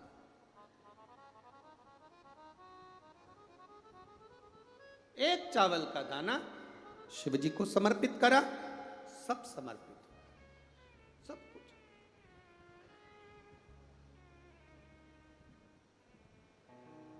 यहां पर एक भाई यहां पर बैठे हैं, रोज सेवा में भी लगे रहते हैं। उनके गांव के जितने उनके गांव के लोग हैं, कोई गरीबड़ा भी है तो एक मुट्ठी चावल, कोई थोड़ा जमीन अच्छी है तो 2 मुट्ठी चावल, कोई 5 किलो, कोई 1 किलो, कोई 15 किलो, कोई 2 किलो, उनके गांव के लोग इकट्ठा करते हैं। और जब रुद्राक्ष उत्सव होता है, उस रुद्राक्ष उत्सव के पहले या गुरु पूर्णिमा के पहले वो पूरा ट्रक भर के चावल लेकर कुबेरेश्वर धाम पर आते। कहाँ बैठे हैं वो? आज आए हैं कि नहीं आए? जो सीहोर कुबेरेश्वर धाम पर गाड़ी लेकर पहुंचते हैं, रोज सेवा में भी लगे रहते हैं। रोज तो थे, आज नहीं दिख रहा। शिव कृपा से, शंकर की उदारता से, एक चावल का दाना भी अगर आपका शिव को चढ़ रहा है, आप मंदिर में जाकर एक चावल का दाना चढ़ा रहे हो, तो ये मानकर चलना कि वो अक्षत, मतलब आपने रोली नहीं चढ़ा पाए, जल नहीं चढ़ा पाए, दूध नहीं चढ़ा पाए, दही नहीं चढ़ा पाए, शहद नहीं चढ़ा पाए, घी नहीं चढ़ा पाए, आप दिया नहीं लगा पाए, मतलब एक चावल का दाना शंकर के शिवलिंग पर चढ़ गया, मतलब आपने सब कुछ देव अधिदेव महादेव को समर्पित कर दिया, सब कुछ दे दिया। आपके पास में है नहीं है, सब बाबा को समर्पित। अरे तेरा ही दिया मैंने खाया पिया है, तेरा शुक्रिया है, तेरा शुक्रिया, सब कुछ दे दे। एक चावल के दाने में वो बल होता है कि भगवान कृष्ण आधा चावल का दाना मुख में लेते हैं और 10,000 ब्राह्मण का पेट भर देते हैं। आधा चावल का दाना जब मेरे भगवान खाए तो 10,000 ब्राह्मण का पेट भर दिए। एक चावल का दाना मेरे द्वारिका नाथ खा लेते हैं तो पूरी पृथ्वी का पेट भर देते हैं। एक चावल के दाने में वो बल होता है, एक चावल के दाने वो बल। बस झूठ प्रपंच से दूर रहें। पार्वती मैया, कुछ नहीं मिला माता पार्वती को तीज की पूजन के लिए, कुछ नहीं। बालू रेत का शिवलिंग बना लिया पार्वती जी ने, कोई वृक्ष की पत्तियां तोड़ के ले आई, वो चढ़ा दी पार्वती जी ने। एक चावल का दाना माता पार्वती के पल्लू में बंधा हुआ था। एक चावल का दाना माता पार्वती के पल्लू में बंधा हुआ था। क्यों? माता पार्वती जी आज जो साड़ी पहनी थी, जो चूनर माता पार्वती जी पहनी थी, वो चूनर पहनकर माता पार्वती जी अपने मायके गई थी। मायके से जब आई थी, माँ ने गोदी भरी थी। आपके यहाँ भरते कि नहीं भरते हमें पता नहीं। बेटी जब अपने घर से जाती है तो उसकी गोदी में थोड़ा सा चावल, बतासा, कुछ भी बेटी की गोदी में डालकर भेजते हैं। यहाँ पर है कि नहीं ऐसा वो हमें नहीं मालूम, पर हमारे उधर तो ऐसा क्रम है। छत्तीसगढ़ में है, बेटी विदा होती है, ननंद विदा होती है, बहन बेटियां जाती हैं तो उसकी गोदी में थोड़ा सा चावल, बतासा, रुपया जो भी डाला जाता है, तो बेटी पूरा चावल लेकर घर नहीं जाती, वहीं रख जाती है। उसमें से थोड़ा सा पल्लू में बांधकर ले जाती है, 2 दाने 4 दाने। अब लोग हंसते हैं आज के ज़माने में, अगर बेटी को चावल का दाना दे दो और बेटी पल्लू में बांध के ले जाए तो लोग हंसें, पर उस चावल का महत्व क्या है? बेटी जब अपने मायके से जाती है तो उसकी गोदी में चावल का दाना क्यों दिया जाता है? बेटी जब अपने मायके से जाती है तो उसकी गोद भर कर क्यों भेजा जाता है? शादी में जितने फेरे की मूलता नहीं, जितने मंडप की मूलता नहीं, शादी में उतने बेटी के गोद भराई की मूलता होती है। शादी होती है उससे पहले उसकी गोद भरना पड़ती, जेठ भरे, ससुर भरे, कोई भी भरे, उसकी गोदी में कुछ ना कुछ वस्त्र आभूषण जो लाए हैं वो देना पड़ता है, उसकी मूलता। क्यों भरा जाता है? बहन बेटी की गोदी में चावल का वो पसी, वो गोद भराई क्यों दी जाती है? वो चावल क्यों डाला जाता है? उसका केवल एक कारण है, मेरी बहन, मेरी बेटी जैसे अखंड सौभाग्य लेकर, मांग में सिंदूर भरकर, माथे पर बिंदी लगाकर तू मेरे घर पर आई है, ये चावल इसलिए दे रहे हैं कि तेरा अखंड सौभाग्य ऐसा ही बना रहे और तू ऐसी ही अखंड सौभाग्यवती होती है। अब आजकल तो फैशन के चक्कर में ये सब बंद हो गया, पर बहन बेटी 2 दाने चावल के लेती थी और जो उसकी गोदी भरता था उसके भी गोदी में से वो 2 दाने थाली में या अपनी भाभी को या उस पात्र में डाल देती थी। वो चावल के दाने आज माता पार्वती जी के पल्लू में बंधे हुए थे। माँ ने उस पल्लू में से चावल के दाने को निकाला और निकाल कर देव अधिदेव महादेव के शिवलिंग पर समर्पित किया। माँ ने चावल के दाने शिवलिंग पर समर्पित। रात भर माता पार्वती जी जागी, तीज का व्रत किया। सुबेरे देव अधिदेव महादेव आ गए। सुबेरे मेरे बाबा पता, शंकर भगवान आए। आते से भोलेनाथ जी ने पूछा, पार्वती कल तुम्हारा तीज का व्रत था, मैं नहीं था तुम्हारे पास में, तो तुमने तीज का व्रत नहीं करा?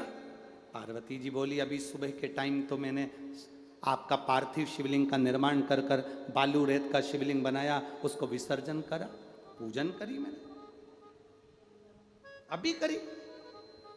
मैं नहीं मानता कि तुमने पूजन करी। पूजन का सामान कहां से आया? पार्वती जी बोली, पूजन का सामान तो नहीं था, पत्तियां तोड़कर चढ़ा दी थी, एक चावल का दाना मेरी माँ के घर का बंधा था, वो चढ़ाया। कहां करी थी पूजन? यहीं करी थी। अब समुद्र की लहर ऐसी आती है कि जहां पर आप लोग गए समुद्र पे? समुद्र की लहर ऐसी आती है कि जहां पूजन वूजन करी थी वो तो सब पानी में बह गया, रेत जम गई, एकदम प्लेन बर्फी की तरह, खोपरे पाक की तरह। शिव जी ने कहा, कहां करी थी पूजन? पार्वती जी बोली, यहां करी। पूजन तो कहीं दिख ही नहीं रही, पूजन तो कहीं पर नजर ही नहीं आ रही। पार्वती जी बोली, हमने पूजन यहीं करी थी, आपको विश्वास नहीं है? नहीं, आपने पूजन करी तो पूजन जहां होती है वहां कुछ ना कुछ थोड़ा बहुत तो होता ही है। पंडाल उड़ जाएगा, व्यासपीठ चली जाएगी, कैमरे वाले चले जाएंगे, साउंड वाले चले जाएंगे, टीवी वाले चले जाएंगे, दरी उड़ जाएगी।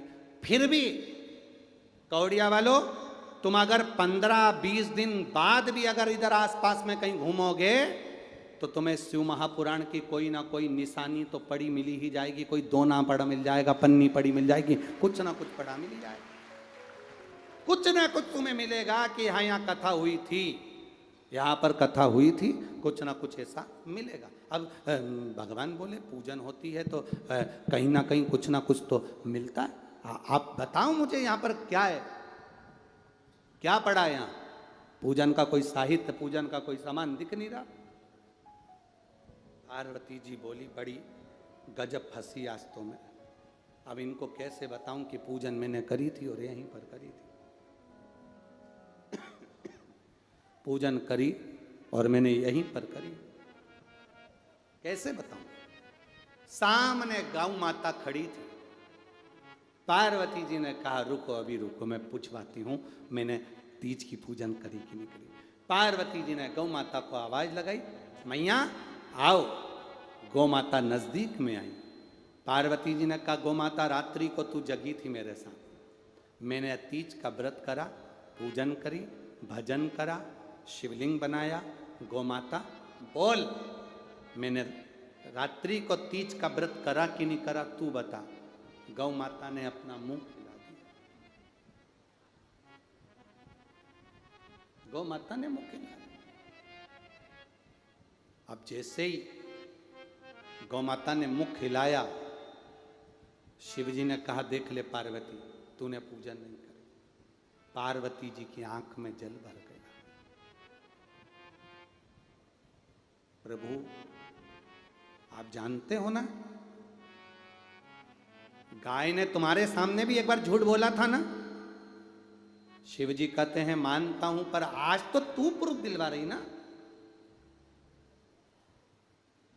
पार्वती जी ने गौ माता के आगे हाथ जोड़कर कहा मां बोलो, मैंने तीज की पूजन करी कि नहीं करी। गौ माता ने झूठ बोल दिया।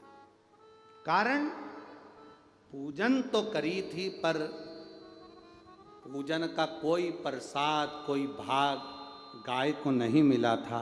इसलिए गौ माता ने कह दिया पार्वती ने कोई पूजन नहीं करी। पार्वती मैया के आंख से जल बह गया। मां तू पूजनीय है, तेरे में 33 कोटि देवी देवता विराजमान है।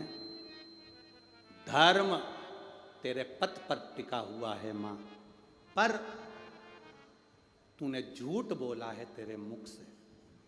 जैसे जैसे कलयुग बढ़ेगा मां, तू झूठ बोली है, इसलिए तुझे झूठन खाना पड़ेगी। तू झूठ बोली है इसलिए तू झूठन खाएगी। कलयुग जैसे जैसे बढ़ेगा तुझे झूठन मिलेगी। झूठन। शंकर भगवान कहते हैं पार्वती तुम गौ माता को श्राप दे रही हो। नहीं नहीं, श्राप नहीं दे रही हूं, मैं कह रही हूं जैसे जैसे कलयुग बढ़ेगा वैसे वैसे जैसा तूने झूठ बोला है वैसे तुझे झूठन खाना पड़ेगा।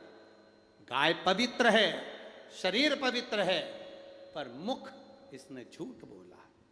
और सुनो नाथ, मैं पार्वती इस समुद्र तट पर खड़ी होकर कहती हूं संसार का मनुष्य चाहे कितना भी दान करे, कितना भी पुण्य करे, कितना भी भजन करे, पर अगर झूठ बोलता है तो उसको एक जन्म लेकर मृत्यु लोक में झूठन खाना ही पड़ती है, खाना ही पड़ती है।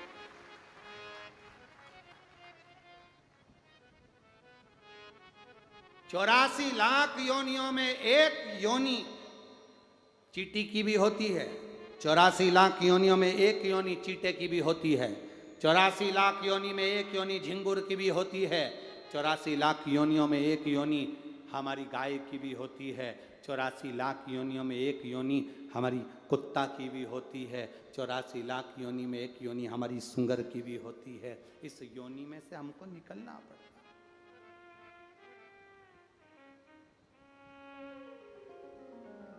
भगवान जो देता है उसको तुम छाती ठोक कर प्रेम से खा सकते हो, पर यदि तुम छुड़ा कर लाए हो, चुरा कर लाए हो, धोखा देकर लाए हो, तो उसको तुम छाती ठोक कर नहीं खा सकते। तुम्हारे मोहल्ले में कुत्ता है क्या? अरे बोलो तो जम के, है कुत्ता? तुम्हारे मोहल्ले में अगर कुत्ता हो तो उस कुत्ते को देखना, तुम्हारे दरवाजे पर से अगर तुम उसको रोटी दोगे तो वो तुम्हारे सामने बैठकर खाएगा। खाता है कि नहीं खाता?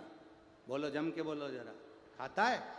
और अगर वो किसी के दरवाजे से रोटी चुरा कर लाता है तो उसके दरवाजे पर कभी नहीं खाता, दूर जाके चुपचाप से खाता है। देखा है कि नहीं देखा? रोटी चुरा कर लाया तो दूसरी जगह जाकर, दूर जाकर, भय से घबराकर, पीछे देखकर रोटी खाता है। और अगर किसी ने रोटी दी है उसी के सामने छाती ठोककर बिना भय के आराम से खाता है, आराम से खाता है। बस जैसा कुत्ता है वैसा ही संसार के मानव का भी जीवन है। जब तुम अच्छे से कमाते हो, प्रेम से कमाते हो, ईमानदारी से कमाते हो, नेक धर्म की राह पर चलकर कमाते हो, तो छाती ठोक कर खाते हो। और कहीं चोरी का या छल का या कपट का आ जाता है तो बड़े डर के उसको चुपचाप से रखना पड़ता है, चुपचाप से खाना पड़ता है। नेक कर्म का है, अच्छा है, सनातन भाव का है, ठेक धर्म का है, तो उसको तुम अपने आनंद में पाओगे। पर कहीं से आया धोखा देकर, छल कर कर, बेईमानी कर कर, कपट कर कर लाए हो, तो उसको बड़ी बड़ी सोच समझ कर पाना पड़ेगा।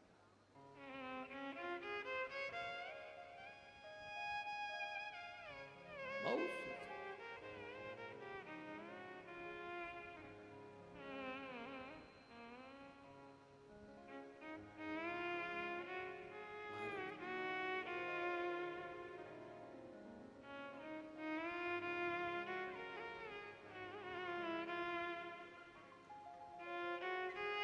शिव तत्व की प्राप्ति।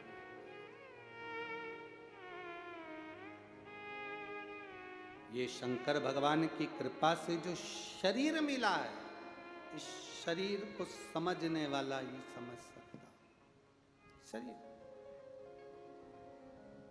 हम शिव की आराधना करें, उसकी भक्ति करें। भगवान शंकर को अगर एक फूल भी चढ़ाओ तो विचार करना कि जिसके यहां से तोड़ कर लाए हो उसके यहां से पूछ कर चढ़ाना, चोरी का भी मत चढ़ाना। एक बेलपत्र अगर तुम्हारे पास में हो तो चढ़ाओ, नहीं तो मत चढ़ाओ। शिव महापुराण की कथा यहां तक कहती है, तुम्हारे पास में धन हो तो शिव महापुराण की कथा करवाओ। कर्जा लेकर, 1 रुपया भी किसी से लेकर कथा भी मत कराना। बाबा से कहना पहले देना, फिर मैं करा। मालूम पड़े किसी से कर्जा ले लिया, कथा करवा ली, बाद में कर्जा चुकाते हुए अपना घर, अपना बार, अपना दुकान, अपना गाड़ी, अपना बंगला सब जाए, ऐसी शिव पुराण कराने से कोई मतलब नहीं। मेरे बाबा से झोली पसार कर कहना, बाबा तेरे दरवाजे से कहकर जा रही हूं, इतना देना, इतना देना कि मैं खुद पल्ला झाड़ झाड़ कर खर्च करूं, और खर्च में भी इतना करूं कि मेरी कमी ना पड़े और मैं कथा करूं। मुझे ऐसा देना, किसी के आगे हाथ ना फैलाना पड़े, किसी के दरवाजे पर जाकर कर्जा ना लेना पड़े, ऐसी कथा मत करवाना। तू देगा मैं कराऊंगा, जब तू देगा तब कराऊंगा। दुनिया से मांग कर नहीं, दुनिया से कर्जा लेकर नहीं, मेरे दम पर तेरी कृपा से करूंगा। तू कृपा करेगा तब होगी।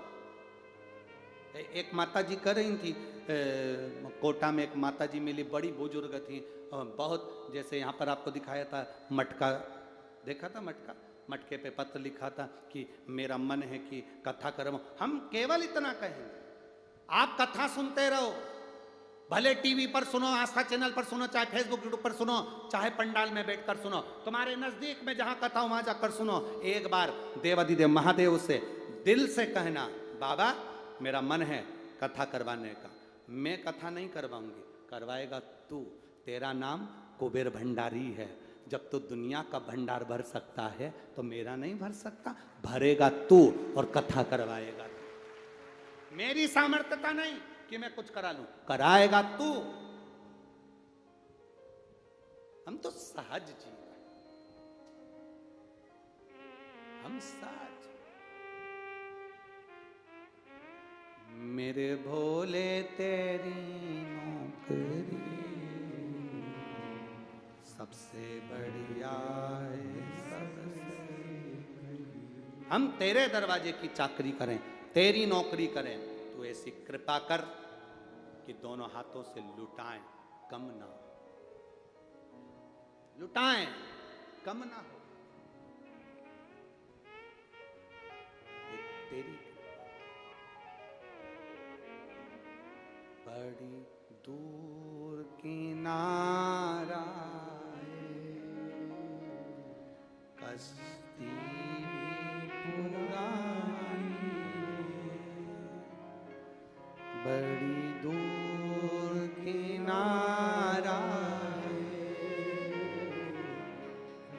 कश्ती भी पुरानी है। भोले बाबा सुन भी लो ये मेरी कहानी है। बड़ी दूर किनारे कश्ती भी पुरानी है। भोले बाबा सुन भी लो ये मेरी कहानी है। बाबा, बहुत दुख का जीवन है, प्रसन्नता आप दे सकते हो। बड़ा दुख का जीवन है, खुशी आप दे सकते हो। मेरे बाबा, श्राद्ध पक्ष की आज विराम की कथा सुन रही हूँ बाबा। मैंने सुना है तू खाली नहीं भेजता, मेरी झोली में खुशी देकर भेजना। जिस कार्य के लिए मैं कथा सुनने के लिए आई हूँ बाबा, मेरी झोली में वो दे देना, फिर तेरे दरवाजे पर कथा सुनने पहुंच जाऊं, ऐसी कृपा कर दे। फिर पहुंचूं। माना में टीवी पर कथा सुन रही हूं, माना में आस्था चैनल पर कथा सुन रही हूं, मोबाइल पर सुन रही हूं या पंडाल में सुन रही हूं, बाबा तू सुनता है, देगा, ये मेरा भरोसा कहता है, ये मेरा विश्वास है, तू देगा, खाली नहीं छोड़। आप में से कई लोग ऐसे हैं जो पहले कथा सुन चुके हैं कहीं, आप में से कई लोग ऐसे हैं जो पहली बार कथा सुनने आए हैं। जो कथा सुनने के लिए आए हैं, चाहे पहली बार आए हो, चाहे दूसरी बार, चाहे तीसरी बार आए हो, बाबा से प्रार्थना कर कर आज विराम दिवस पर जाना। बाबा तू खाली मत छोड़ना, खाली मत छोड़।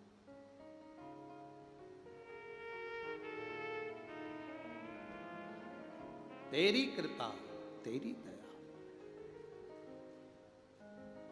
कुछ अच्छा कर्म करते चलो, अपनी जिंदगी में कुछ अच्छा करिए। अच्छा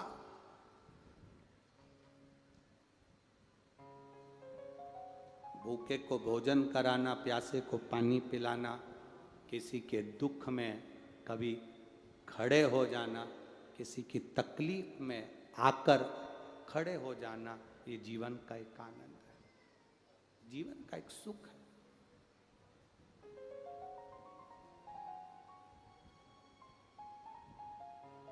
शिव कथा कह रहे,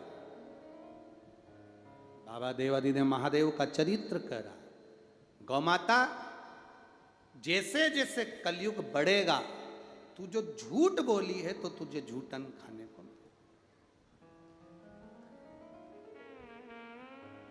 हमारे कर्म का भोग हमको भोगना पड़ता है, कभी सुख कभी दुख, ये सब चलते रहते हैं, निरंतर आते रहते हैं, उसमें हम अपने कर्मों को भोग रहे हैं। अपने अपने कर्म का भोग हम भोग रहे हैं।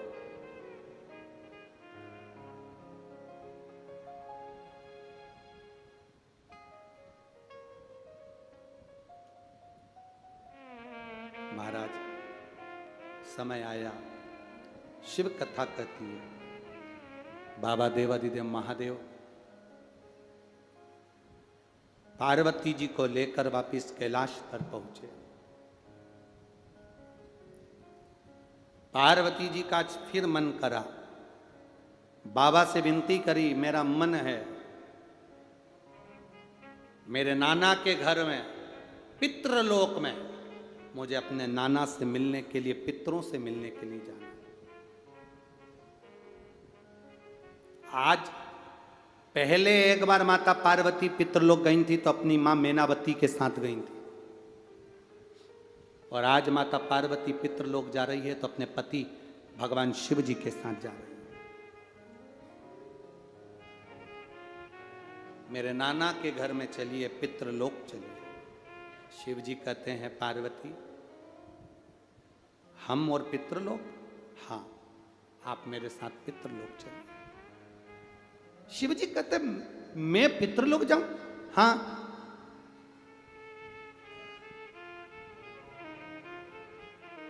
मुझे मेरे नाना जी की याद आ रही है, चलो मेरे साथ।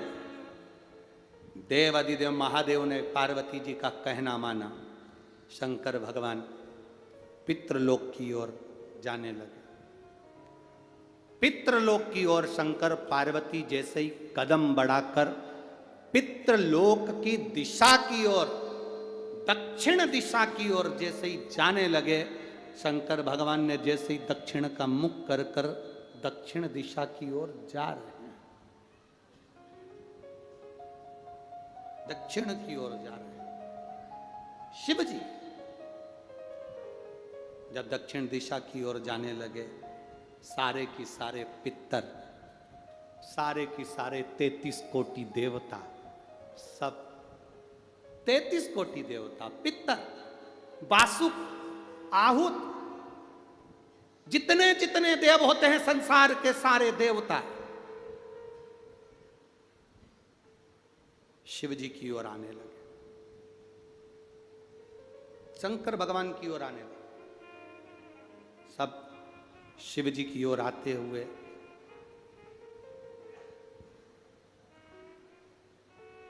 जो देखा, देखते से ही माता पार्वती आश्चर्य में पड़ गई।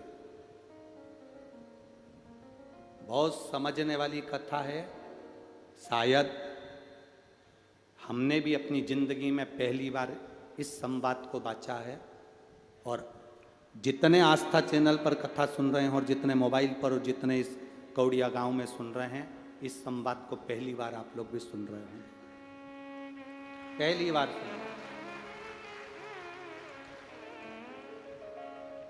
हमने भी अपने जीवन में पहली बार इस संवाद को बांच रहे हैं, इस संवाद को पहली बार। पितृलोक के देवता पार्वती जी शिव जी से कहती हैं हमारे नाना के घर चलिए।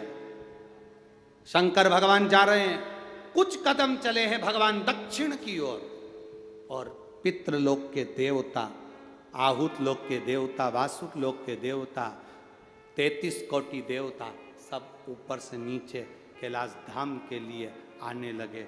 सब की सब वापिस आते हुए जब पार्वती जी को दिखे तो पार्वती जी ने भोलेनाथ जी से पूछा, प्रभु अपन तो अपने नाना के घर जा रहे थे, हम तो नाना के घर जा रहे थे, और ये सारे के सारे नाना नानी और सारा खानदान और सारे देवता ये अपनी ओर आ रहे हैं, सबकी सब बहते चले आ रहे हैं। अपन जा रहे दक्षिण में, ये जा रहे, जम के बोलो, उत्तर में। अब आप दक्षिण में जा रहे हो और वो सामने से कोई व्यक्ति आ रहा है तो किधर की साइड आएगा? उत्तर की। अपन जा रहे दक्षिण में, ये सब आ रहे उत्तर में। शिव जी कहते हैं पार्वती, इसका उत्तर तो मैं नहीं दे सकता कि अपन तेरे नाना के घर जा रहे हैं और ये सब की सब 33 कोटि देवता, पितर देवता, गरुण वरुण सारे देवता ये सब अपनी ओर आ रहे हैं, तो इसका उत्तर मैं नहीं दे सकता, इसका उत्तर यही देंगे, सारे देवता आ गए।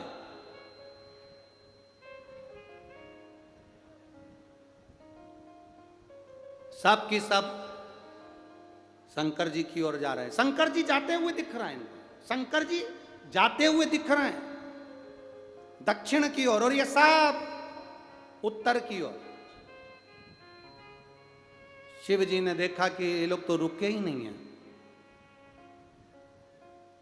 भोलेनाथ डमरू खड़काए, जो डमरू खड़काए, शिव जी ने अपना मुख उत्तर का करा, देवताओं ने अपना मुख दक्षिण का करा। शंकर जी ने पार्वती के सम्मुख में पूछ लिया, आप कहां जा रहे हो? पार्वती तो मुझे नाना के घर पितृलोक लेकर जा रही है, देवलोक लेकर जा रही है, और आप यहां कैलाश धाम पर आप मेरे पास में आ रहे हो, कहां जा रहे हो? पितरों ने हाथ जोड़कर कहा, हाथ जोड़कर पितर कहते हैं,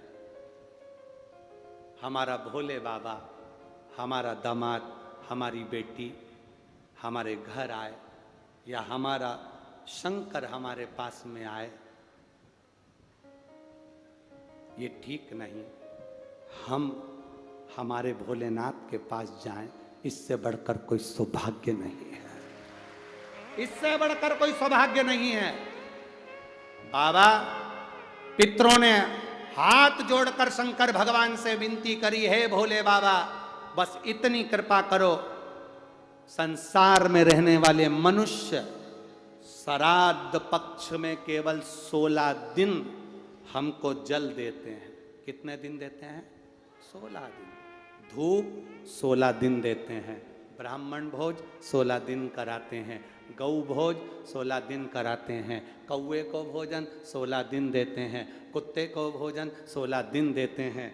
हमारे ये पितृलोक के देवता कह रहे हैं कि मृत्यु लोक में रहने वाले हमारे परिवार के लोग हमको केवल 16 दिन भाग देते हैं, बाकी के समय हम सब भूखे प्यासे रहते हैं। आप कृपा करो भोलेनाथ जी, आप करुणा करो। पार्वती जी ने देखा मेरे नाना जी आपसे विनती कर रहे हैं। नाना बोलो क्या चाहते हो? पितृलोक से पितरों ने और देवताओं ने कहा, भोलेनाथ आज हमें वर दे दीजिए, आपके ऊपर जब जल चढ़ेगा उसका एक कंश पितरों को, देवताओं को, सबको प्राप्त होगा। शिव जी ने कहा हम वर तो दे देंगे पर मना नहीं, वर देने में मना नहीं है। हम तुम्हें वर दे देंगे कि हमारे ऊपर चढ़ा हुआ जल पितरों को भी मिलेगा, देवताओं को भी मिलेगा, देवियों को भी मिलेगा, पर हम आपसे एक वर चाहते हैं। शंकर जी ने जैसे ही कहा वर चाहते हैं तो पितर बोले कौन सा वर? शंकर भगवान कहते हैं हम आपसे केवल इतना चाहते हैं, अगर कोई हमारे मंदिर में आकर शिवलिंग पर जल चढ़ाएगा उसका एक भाग तुम्हारे खाते में जाएगा, पर आशीर्वाद आपको देना पड़ेगा कि उसके घर में कभी पितृदोष नहीं होगा, उसके घर में कभी पितृदोष नहीं होगा, कभी आहु दोष, कभी वासुक दोष नहीं होगा, कभी उसके दरवाजे पर काल सर्प दोष नहीं होगा, कभी उसके दरवाजे पर दुख नहीं आएगा। पितरों ने वचन दे दिया, जो शंकर जी पे जल चढ़ाएगा, पितर कहते हैं अपनी बेटी पार्वती को देखकर, अपनी नातिन को देखकर हम उसके घर से कभी भी दुख नहीं देंगे, हम उसको झोलियां खुशियों से भर देंगे। हम वो पितर। इसीलिए शंकर जी को जो जल चढ़ता है तो जलाधारी का मुख कहाँ का होता है? जम के बोलो, उत्तर की ओर होता है। जलाधारी का मुख कहाँ होता है? उत्तर की ओर। हमारा शिव पुराण कहता है, शिव तत्व कहता है, आप चारों तरफ से जल चढ़ाओ, मना नहीं है, पर कभी मौका